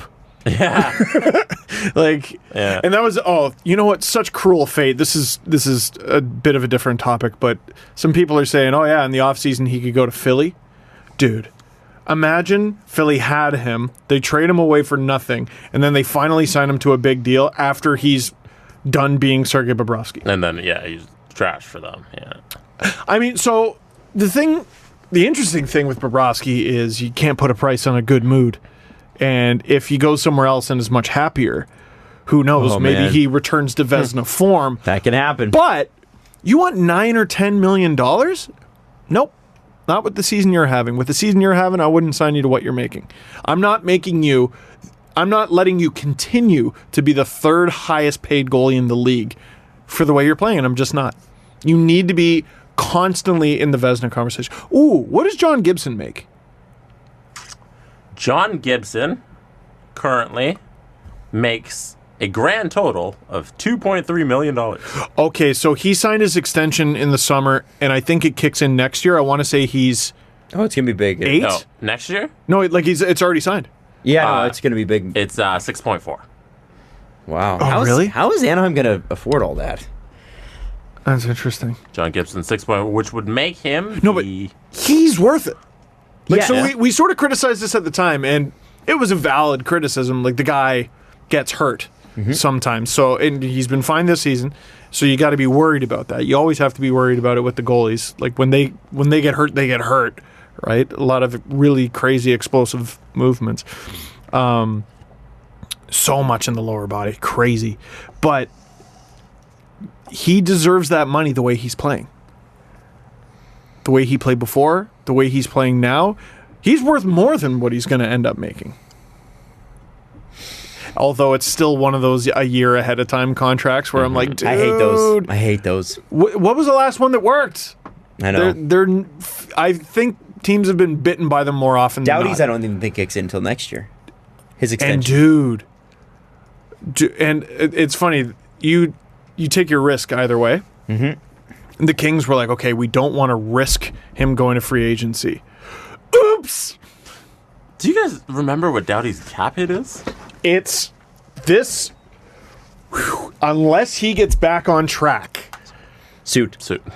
Damn it. Unless he gets back on track, that could, by the end of it, be one of the worst contracts in the league. $11 million.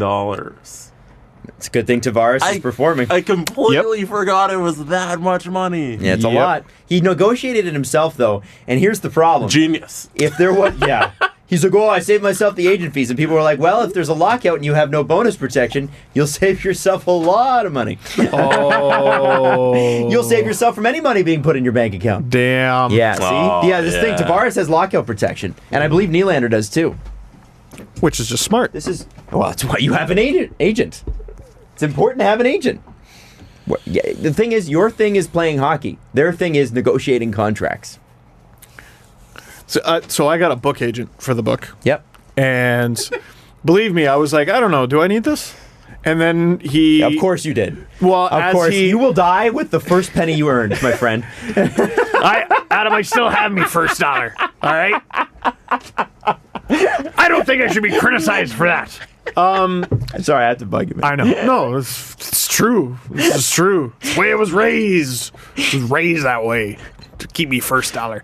But, I mean, after a very quick explanation, I was like, that's why. Yeah. Drew Doughty does have a $10 million signing bonus on the first year of the contract. Yeah, I mean, he'll be fine. He's okay. But, like, he's not going to be poor. Imagine going, oh, no, I could have had 11 more million. Like, don't think that doesn't stick in someone's craw later on in life. Not that he's going to spend it all. Or anything. Imagine losing $1 million. Like, I know that's nothing to him, but imagine just setting $1 million on fire. Better hope there's not a lockout, and you can bet Drew Doughty's going to be voting no for a lockout or a strike. You would think. That's a big old no on that ticket. No, followed by no, and then no. I'm sorry you guys aren't making much money. Not my problem. Drew, no. No. Yeah, anyway, by the way, Panarin obviously was offered free vodka by a local company to stay. Have we not talked about that? We mentioned that last episode. We did? Okay, here's the follow-up. Okay. According to David Pagnotta at the fourth period, he said, Columbus is doing all in its power to keep Artemi around.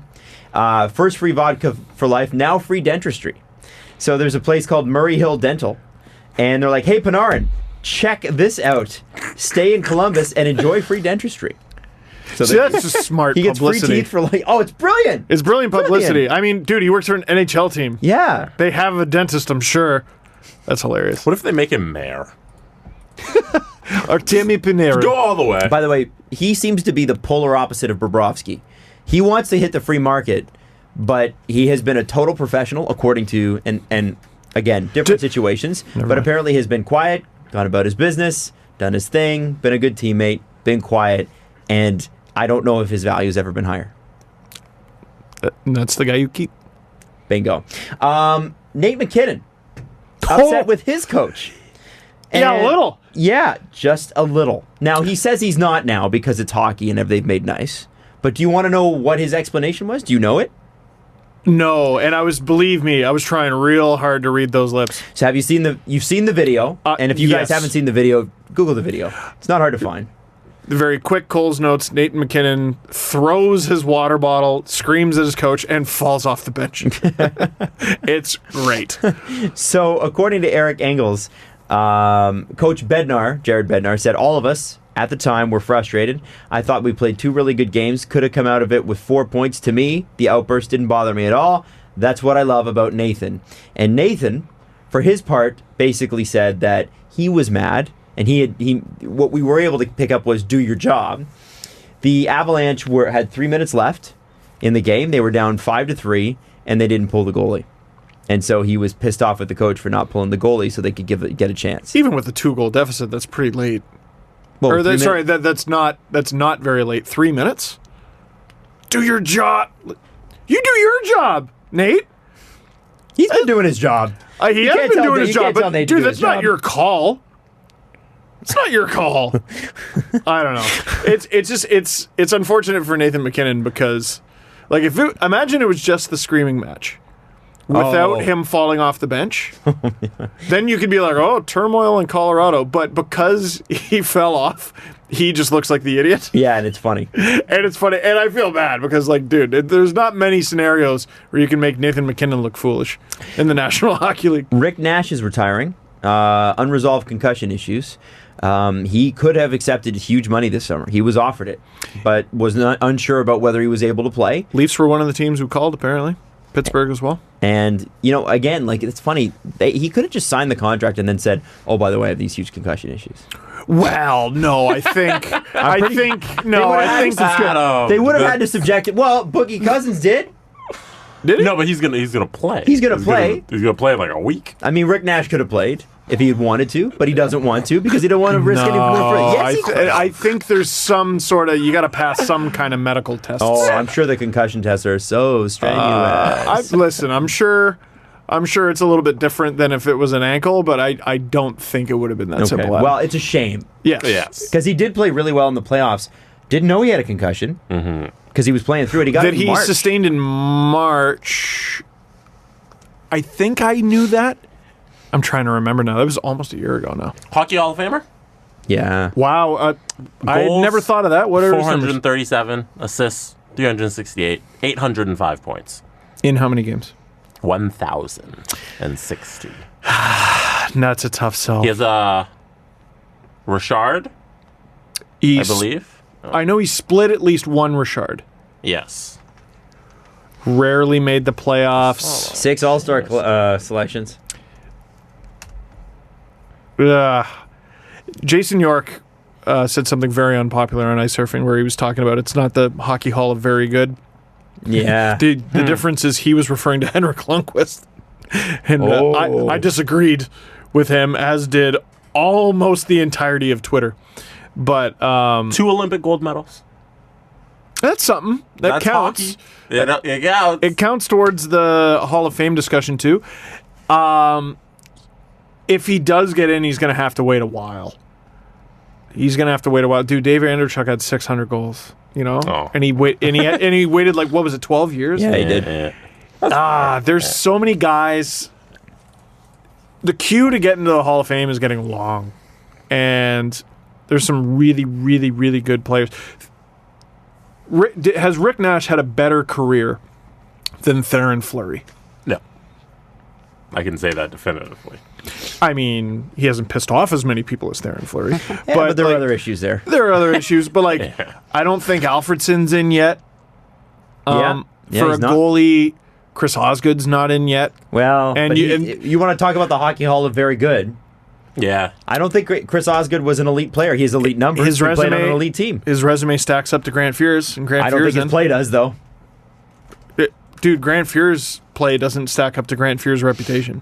Go back and look at his career and look at all the numbers. It was the 80s, man. Everybody had a high GA. But you compare him to his peers from the league. Okay, fair enough. It's a tough one. Is Mike Vernon It's not a fun one to look back at. Is Mike Vernon in? I don't know. Mike Vernon's another guy where I was like, man, I love you. You're great. I don't know, but I would want him in. But, it's just one of those. I know what you mean. And that's no disrespect to Chris Osgood, by the way. Very good player. Underrated part of when the Red Wings went back-to-back in the late 90s, didn't they have 2 different starters? Vernon and then Osgood. He's not in the Hall of Fame. Vernon isn't. No. Wow. And he won the Cups with Calgary and Detroit. And Detroit, yeah. So if the queue to get in is long, there's no shame in having an exemplary NHL career that doesn't end up with a Hall of Fame induction. Mike Vernon is in the Alberta Sports Hall of Fame. Hey! Congratulations on that, Mike Vernon. Adam, you're in as many Hall of Fames as Mike Vernon. How do you feel? That's not true. He's probably in more Hall of Fame than that. Directly comparable. Humber Hall of Fame. Not what's it called? Humber Hall of Fame? Humber Radio Hall of Fame. It's not even the Humber Hall of Fame. Cool. It's kind of. Do you ever think about that? How you're in a Hall of Fame? No, I don't think about that. You don't know. I don't give that much. Not that it's not an honor. It's an honor. You just day to day. It's not something you're like, wow, that happened. It was a lot of fun. I'm sure I will look back on it and go, that's very cool, especially that I got him before 30. That was cool. I thought that meant something to you. Adam, I drove to that. Steve wasn't going to initially attend. That's right. But then he did attend. And now I'm finding out I shouldn't have gone. Wow. Because Steve is a good friend. Yes. Because he backs you. He's you people, if you remember. That was good 40 minutes on a podcast. Oh, yeah, that was a couple great. years ago. That was fun. I didn't realize it meant that much to you, and now I find out it didn't mean anything. It does, but you don't think about it every day. You're honored by it. Do you have a plaque? I have a little microphone. It's a little microphone trophy thing, and it says Adam. Oh, it's in a box. No, it's not. Is it on display? It's sitting at it's in my change room. No, if it's in Adam's house, it's in a box. I have a little closet change room area. Yeah. And I have it. It's there. He threw it in the garbage. You just put it in the fridge. I have a few other awards. It wouldn't fit in the fridge. We have too much food. And too many jeans. But the award. Too many jeans. Too many jeans. Good point. The very bad Oilers. Well, the bad Oilers beat the very bad Panthers last night. There you go. But what was interesting about this? Connor McDavid, of course, scores the winner. He did what I said he always does. The Oilers are losing a game, and then I turn it off, and then McDavided, and they won. What stood out to me, and you made this point on Twitter a few days ago, was Ken Hitchcock's quotes, and they're starting more and more to stand out to me. Ken Hitchcock's post-game press conferences are very interesting. Pay close attention, because here's what he said, and I'm paraphrasing. He said, "We have some stars that are getting it done," and he's said that before. "We'd like to have some other contributors, but that's what we have." And it almost seems like from the inside out, Ken Hitchcock is trying to get the rot out of the Oilers management. Ken Hitchcock, I've said the change with the Oilers has to come from above Peter Chiarelli. Mm-hmm. Right now, it's coming from below. Ken Hitchcock, you're right. He's got absolutely nothing to lose. Go ahead and fire me. I was retired. You needed me. You called. Yeah. It's awesome. I'm here from Mitchell and Murray on a mission of mercy.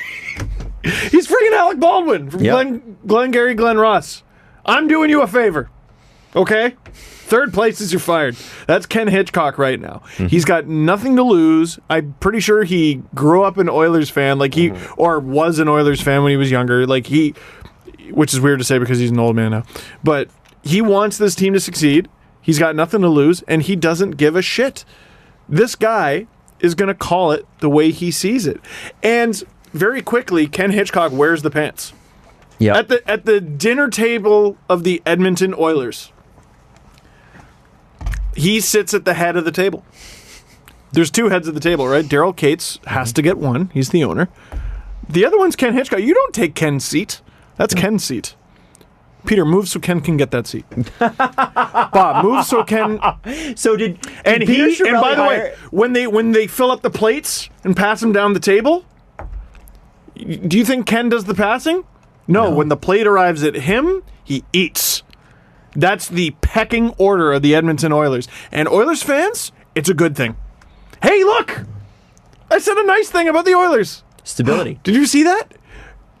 You need someone to say the things that Ken Hitchcock is saying. He's finally saying what we've all been saying. Yeah. But he's saying it publicly. Yeah. And so there's no getting around it anymore. And I feel like Peter Chiarelli, in his panic to hire a new coach, hired a guy who may get him fired. may get him fired. Because it's making it blatantly obvious what's been happening. Well, now let's also, though, he hired him. We think. That's a good thing, right? Yeah, maybe. Can we out loud say Peter Chiarelli did a good thing? Yeah. For 100%. The Oilers. Sure. Peter Chiarelli did a good thing for the Oilers. They haven't been that great under him. But they have a different but that's leader. Not the point. Yeah. And it's obvious. Remember I said with the Leafs defense, no matter, you're holding $1.80 in your hand and you're staring at it trying to make it $2.50, and no matter how you arrange it, 4 quarters in this, and no matter how you divvy it up, you still only have $1.80. No matter how many times you get change, it's $1.80. The Oilers tried to load up that top line. They tried the 3 guys down the middle. Remember, I was yelling and screaming for that, and then they did it, and I'm like, that's why you don't do it. Yeah. Did Peter Chiarelli do a good thing by drafting Connor McDavid first overall? Yes. He didn't. Oh, no, did he? Did he do a good job? No, he did. They won the draft lottery under McTavish. McDavid was the guy. That's what it was. Sorry, Rielly. Hiring Ken Hitchcock is like drafting Connor McDavid. No. I think he could have got someone else. But he kind of just did the default thing that's kind of good. No, there's other coaching candidates available. Mm-hmm. It wasn't like Hitchcock is clearly the best. Like, no. Well, yeah. Out of who was available, Ken Hitchcock was kind of, okay, this guy is really good and we'll come in here. Joel Quenneville was available. That's true, but I assume he didn't want to do that. Very astute point there, Jesse. Yes. I just think we shouldn't give him too much credit for doing one good thing that was kind of very easy to do. I'm not giving the guy a giant microphone award. I'm just... Should he be in the hiring coaches Hall of Fame? He gets $1. He gets $1? Here's $1. Towards his $250? Pat. All right. You did a good thing. Good for you. Here's a treat, Iggy. Listen, yes, 100%. No, listen, Peter Chiarelli's not that much of a good boy. All right. But he's okay. He's okay. He's like one of the neighbor's dogs who comes over. And I'm no, I wouldn't even put him on par with that. But listen, he deserves credit where it's due. He deserves it there. Sorry, I value my neighbor's dogs. I love them. Boston and Stanley. Connor McDavid, according to Elias Sports Bureau, has requested makes up 53% of the Oilers' goals. This is the second highest in NHL history. What's the highest? That's a good question. I don't know. Why is every year a record breaker for them? That's crazy. Remember the power play penalty kill last year? Yeah, but at least this is that's still a bad record. This is a record that Connor McDavid doesn't want to hold. So no, I think I saw the numbers yesterday. So he's on the ice. You said for 50. No, is he on the ice or in on like goal or assist or just scored? Responsible for. Okay, so I assume that means primary points. Assist or goal. So he's in on 53% of the Oilers' offense, and supposedly he's only on the ice for 35% of the goals against. This guy is such a good player. Get him some freaking help. Like, how hard is it to find mediocre winger? How hard is it to find 15 goal a year wingers that McDavid can turn into 22s? Couple Connor Shearys. That's such a good name. Yeah. That's such a good Brian name. Rust. And that's a guy who was available. Tanner Pearson. Yeah. Was available for Dick. Hey, Josh Levo. Yeah. Josh Levo. Like, at least with Pearson, you can go, well, you know, he's making too much money. Dude, Levo! Should have paid. Milan Lucic, everyone. McDavid already has 66 points, by the way. I'm just throwing that out there. 26 goals, 40 assists. Holy shit. Not as much as Cooch. Not as much as Cooch. But, I mean, come on, pretty good. Yeah. By the way, Cooch also has the Tampa Bay Lightning around him. Not to take away from his talent. He's great. Yeah. But let's give McDavid his due here. He did that with no one. Yeah. I need to actually some of the people on Twitter, because, so-and-so's on pace to be the first person to do this and so-and-so. And almost every team has that this year. So looking at, like, the era-adjusted stuff that I wrote last year, this is going to be, I think this might be a year. Scoring is so high this year that I wonder if numbers are era adjusted down for the first time in a very long time. For the first time, like, since probably the early 90s. You have to change whatever ratio you're doing. Just adjust that because this era is getting closer to the other era. Yes. Yeah, Like, this isn't the dead puck era anymore, and it's been steadily climbing mostly. But, like, I have a feeling, like, let's say Kucherov ends up hitting 130, which I think he's on pace for. I imagine when it's all said and done, I haven't seen the numbers yet, but when it's all said and done, it gets adjusted down. It's still spectacular. Like, you can't take the accomplishment away. If you lead the league in scoring this year, you led a high-scoring year in scoring. You should be praised for that, but scoring's just up. And it's a good thing. The NHL's been dying for this for a long time. Someone much smarter than the three of us will figure that out. I'm sure. Yeah. Yes. Yeah. Yep.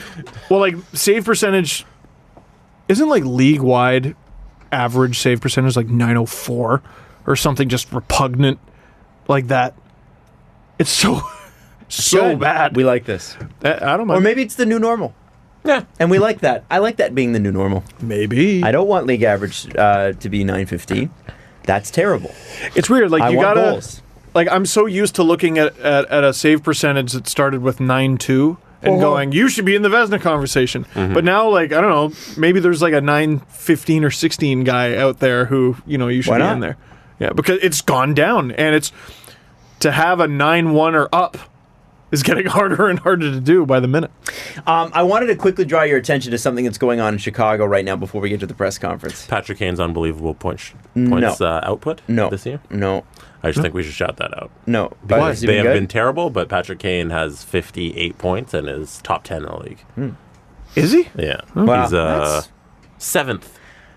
This is actually having to do with baseball. And it's a Deadspin article that I had to read because its title is White Sox Signed Shitty Player. So basically, they hired a guy. They signed a guy named John Jay today. He'll make $4 million on a 1-year deal. He's hit poorly. His on base percentage is an 86. Basically, is that good? Wins above replacement is the stat you want to look at here. He's been good for 2.8 wins above replacement since 2015. As in, he's added 2 wins to his team's totals in the 200 or 300 games since, which is not good.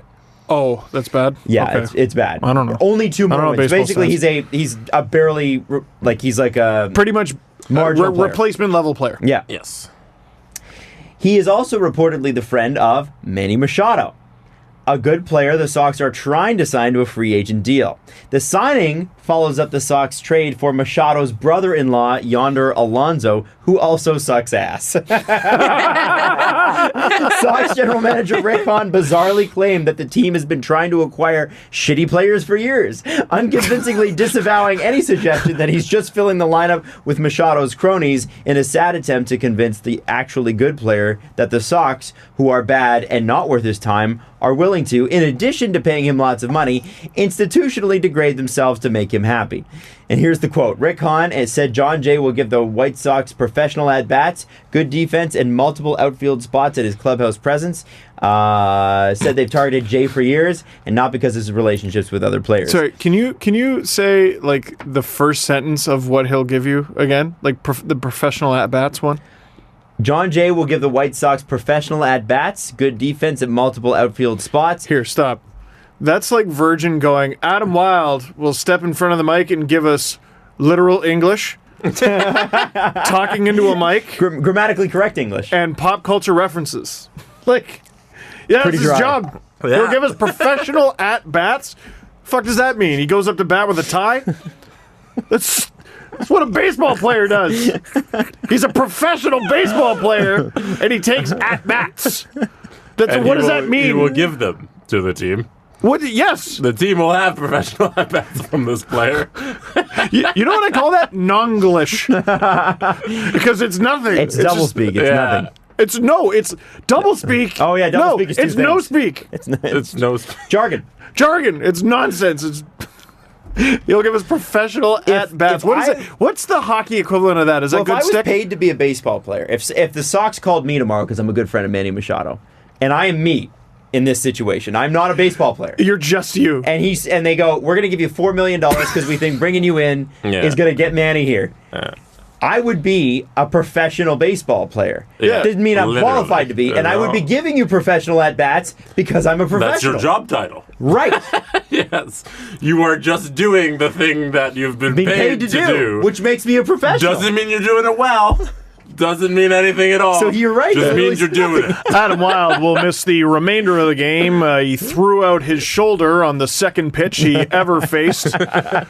They believe he exacerbated an injury that he suffered on the first pitch he ever faced seconds before. That's right.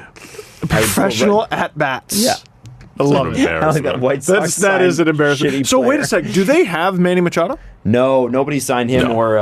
So they might not get him. It's like the Raptors when they hired Kawhi's good friend to be on the team. Yeah, one of the coaches. He was like, "Oh, no, we're just making this hire. We don't really want Kawhi to come." And then they did it, and anyways, well, quite a stay. Sorry. Bryce Harper and Manny Machado are both holding out for like $50 million a year. 5-0. Yeah, Holy and I don't think there's. That's a different questions sport. About Machado's character that people have brought up. Is that what the thing? Yeah, he's just that amount of money can never be worth it. Yeah, it was worth it because A-Rod was probably the greatest home run hitter of all time if he played like one more year. Yeah. But nobody should ever get that amount of money, so they don't want to And give it he was getting out. like 25. It wasn't even... And then I got he upgraded to got to 30, yeah. And then like some pitchers have gotten 30, like Verlander and stuff And like that. David Price. And David Price have gone up there. Similar to the conversation we had earlier with Carey Price, if I'm giving you this amount of money, you better be in contention for MVP every year. Yeah. Listen, I get you not winning it every year, but you better be top 5 in the league every single year. For a while, A-Rod was. I mean, he was amazing. The thing is, the contract sort of overshadowed how really good he was. But and he also was every sort of a penny D-bag of that sometimes. contract was worth it because in the years when he was a Yankee, he was a Hall of Famer. Yes, he was. Yeah, he was, and he was the only good player on Texas when he signed there. Yeah. But what's interesting about Bryce Harper is that this has been coming for years. Like they were targeting this offseason. I think the pitchers and catchers report in 6 weeks, and Bryce Harper had a bad year last year compared to his standards. Yeah. And the thing with that is that he's at an age where sometimes players his age regress. That's interesting because I still remember, because I don't follow baseball as closely, Bryce Harper's like 22 to me. No, I just remember he came in at like 19. How old is he now? Must be 25. Yeah, he's a hell of a player. There's no question. Yeah. Also, he's fun, but 26. $50 million. $50 million isn't very good money. It's not even best hitter on the team money. When there's no cap, there's no cap. It doesn't matter. Yeah. They have a luxury tax, but the Yankees don't. So care. Basically, the Yankees are the candidate. And the Dodgers. Dodgers can pay anyone anything. I don't know if the Dodgers are trying to re-sign Machado or they're going after Bryce Harper. I don't even know. Why would they need to when they just got Russell Martin? That's right. They're going to be fine. That's right, they did. Thank you for taking that money off our books, basically. Do you guys want to talk about Tim Tebow having marital relations? Did you also see the this Deadspin title? Do you want to read it or should I? I have not seen this. Tim Tebow to have sex soon.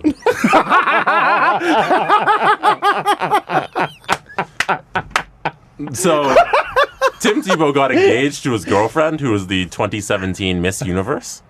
Hey. And that means he's allowed to have sex because he was when he gets married. Right? No, not yet. Not yet. No. But he was practicing abstinence, I guess.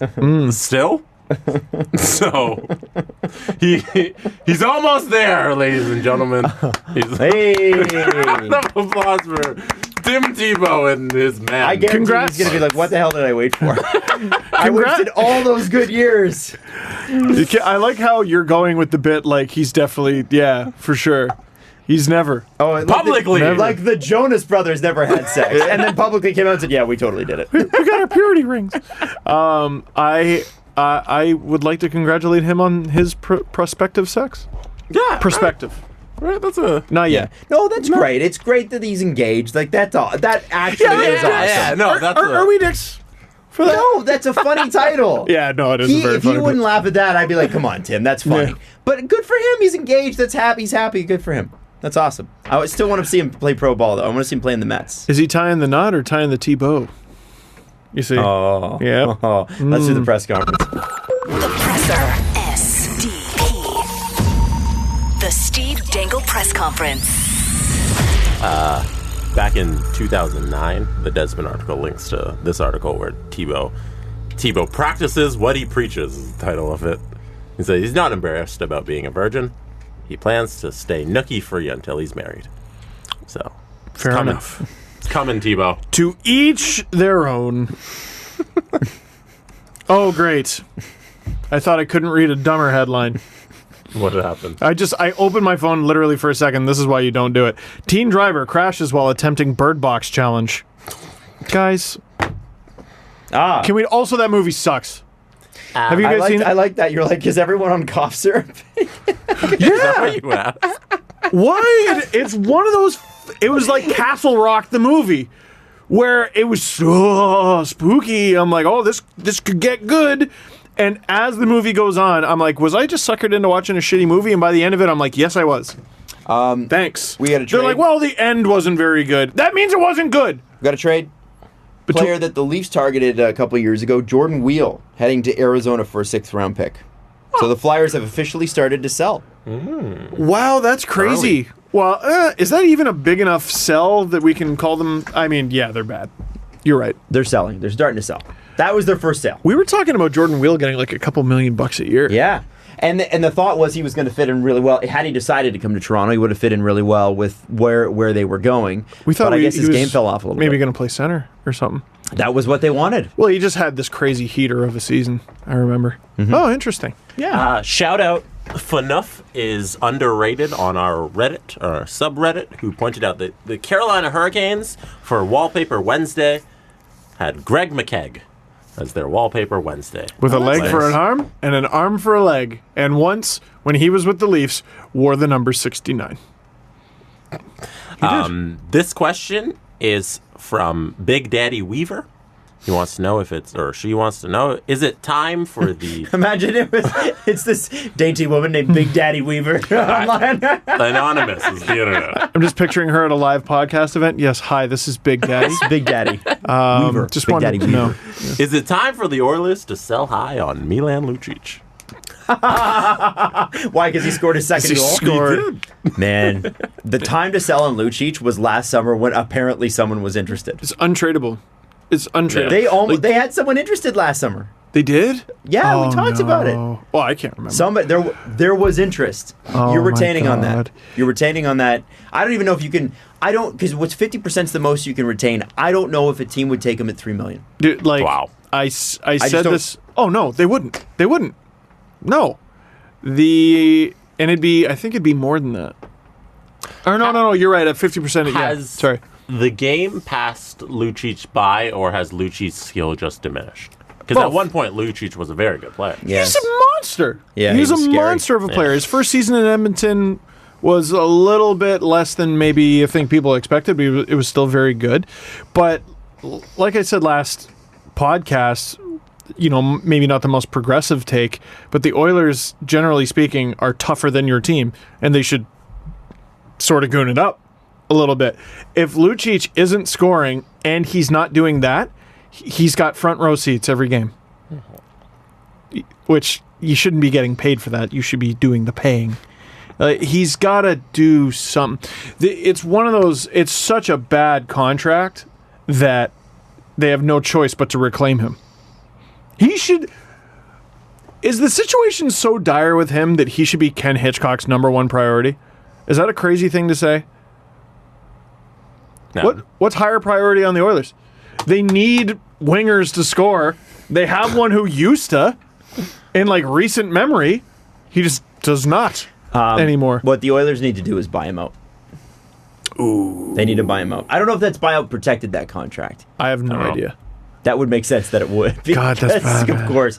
They need to buy him out if they can. I'm cheering for Lucic, man. I am too. I don't think that... If you're the Oilers, though, I think at this point, he is such a beacon of why all this went wrong so quickly. I know. You just go, you know what? We're going to eat this one. Unless you can find somebody who maybe for a prospect or something, I don't know what you have in Bakersfield, who will take him at $3 million. Is it Phil Kessel? Is this what this turned into? Where it doesn't matter if he's still be good when we're good, or he's still good right now and we're going to lose value on him, but we just need to get rid of him for the locker room because everybody wants to hit on him. Kessel was a good player, though. Yeah, I think when the Leafs traded him. I think the Leafs wanted to just be bad, and the Oilers don't want to be bad, and they are. And that's the difference. The Leafs wanted to be so bad, they were terrible. And they wanted to start fresh. Yeah, and they wanted a reset and that sort of thing. And I remember Phil Kessel saying, I'm excited to play for Mike Babcock. He said that. Damn. That's crazy when you think about it. That sucks. And no, so... it doesn't suck. He won 2 cups. I think, yeah, exactly. He's fine. He's over it. I think it's time for Milan to get another shot somewhere else. He's not going to get traded. If the Oilers continue to stick this out, nothing will change. Devil's advocate, not really devil's advocate. If Lucic turns it around, it's such an Edmonton story. He'd be a hero. He'd be a hero, and all Oilers fans would just get to fuck you, double middle fingers to the entire hockey world, to every hockey blogger, They to still me. lost 2.5 seasons. What about now? Talk about today, bro. Talk about today. Steve. And if you got something to say about it, you can come to Fort Mac and we can settle it like men. I hate to say this, All right? but I work for a living. I'm telling you 100% that's how it would be received. Sure. Not going to happen. I'd take the bet on it. Yeah, I'll take that bet. Yeah. All right. Well, you're going to get the double middle fingers too, buddy. I got this guy for you, and I got this guy for you. I got my kids here. I don't know. And CCM. That's how people talk in Edmonton. Hey, buddy, I'm from Edmonton. No, it's just a bad impression. It's just a terrible character I invented. I like it. Yeah. Final thing, because I'm a man of the people, I will shout out the YouTube commenters. I see you watching everybody parallel park in this window. Yeah, it's your a phenomenon. favorite thing to do. And nobody's good at it. And nobody's good at it, and it's hilarious, and keep watching. So instead of the new no sleep squad, it's the new no parallel park. Yeah, no because parallel park squad. our hours have kind of moved to regular hours, so you'll be getting your sleep. Yeah. So watch the parallel parking. But Parallel parking We squad. do want to thank the No Sleep Squad for their devotion over the years. The No Sleep Squad still exists. Yeah. Like, because now it's like, No Sleep Squad if I'm from Europe. That's true, yeah. I love it. All right. Yeah, no, the parallel parking's been a Or struggle. the people who just delay the podcast. They're like, no, I have to watch this at 3 a.m. Yeah, stop that. I know it's 6 now, but like, I'm just going to wait till it's 1 a.m. Steve, you're killing me here. No, you're killing you. Go to bed. You're a human. I like those people. We still need me too. Yeah, stop But, being like, so devoted to this show Yeah! that we produce out of our basement. Find something else. Shut us off right now. Follow the guys on Twitter at Steve_Dangle, at Adam WYLDE, and at Jesse Blake. The Steve Dangle Podcast. Brought to you by Panago Pizza. Order at panago.com and stuff your face with deliciousness.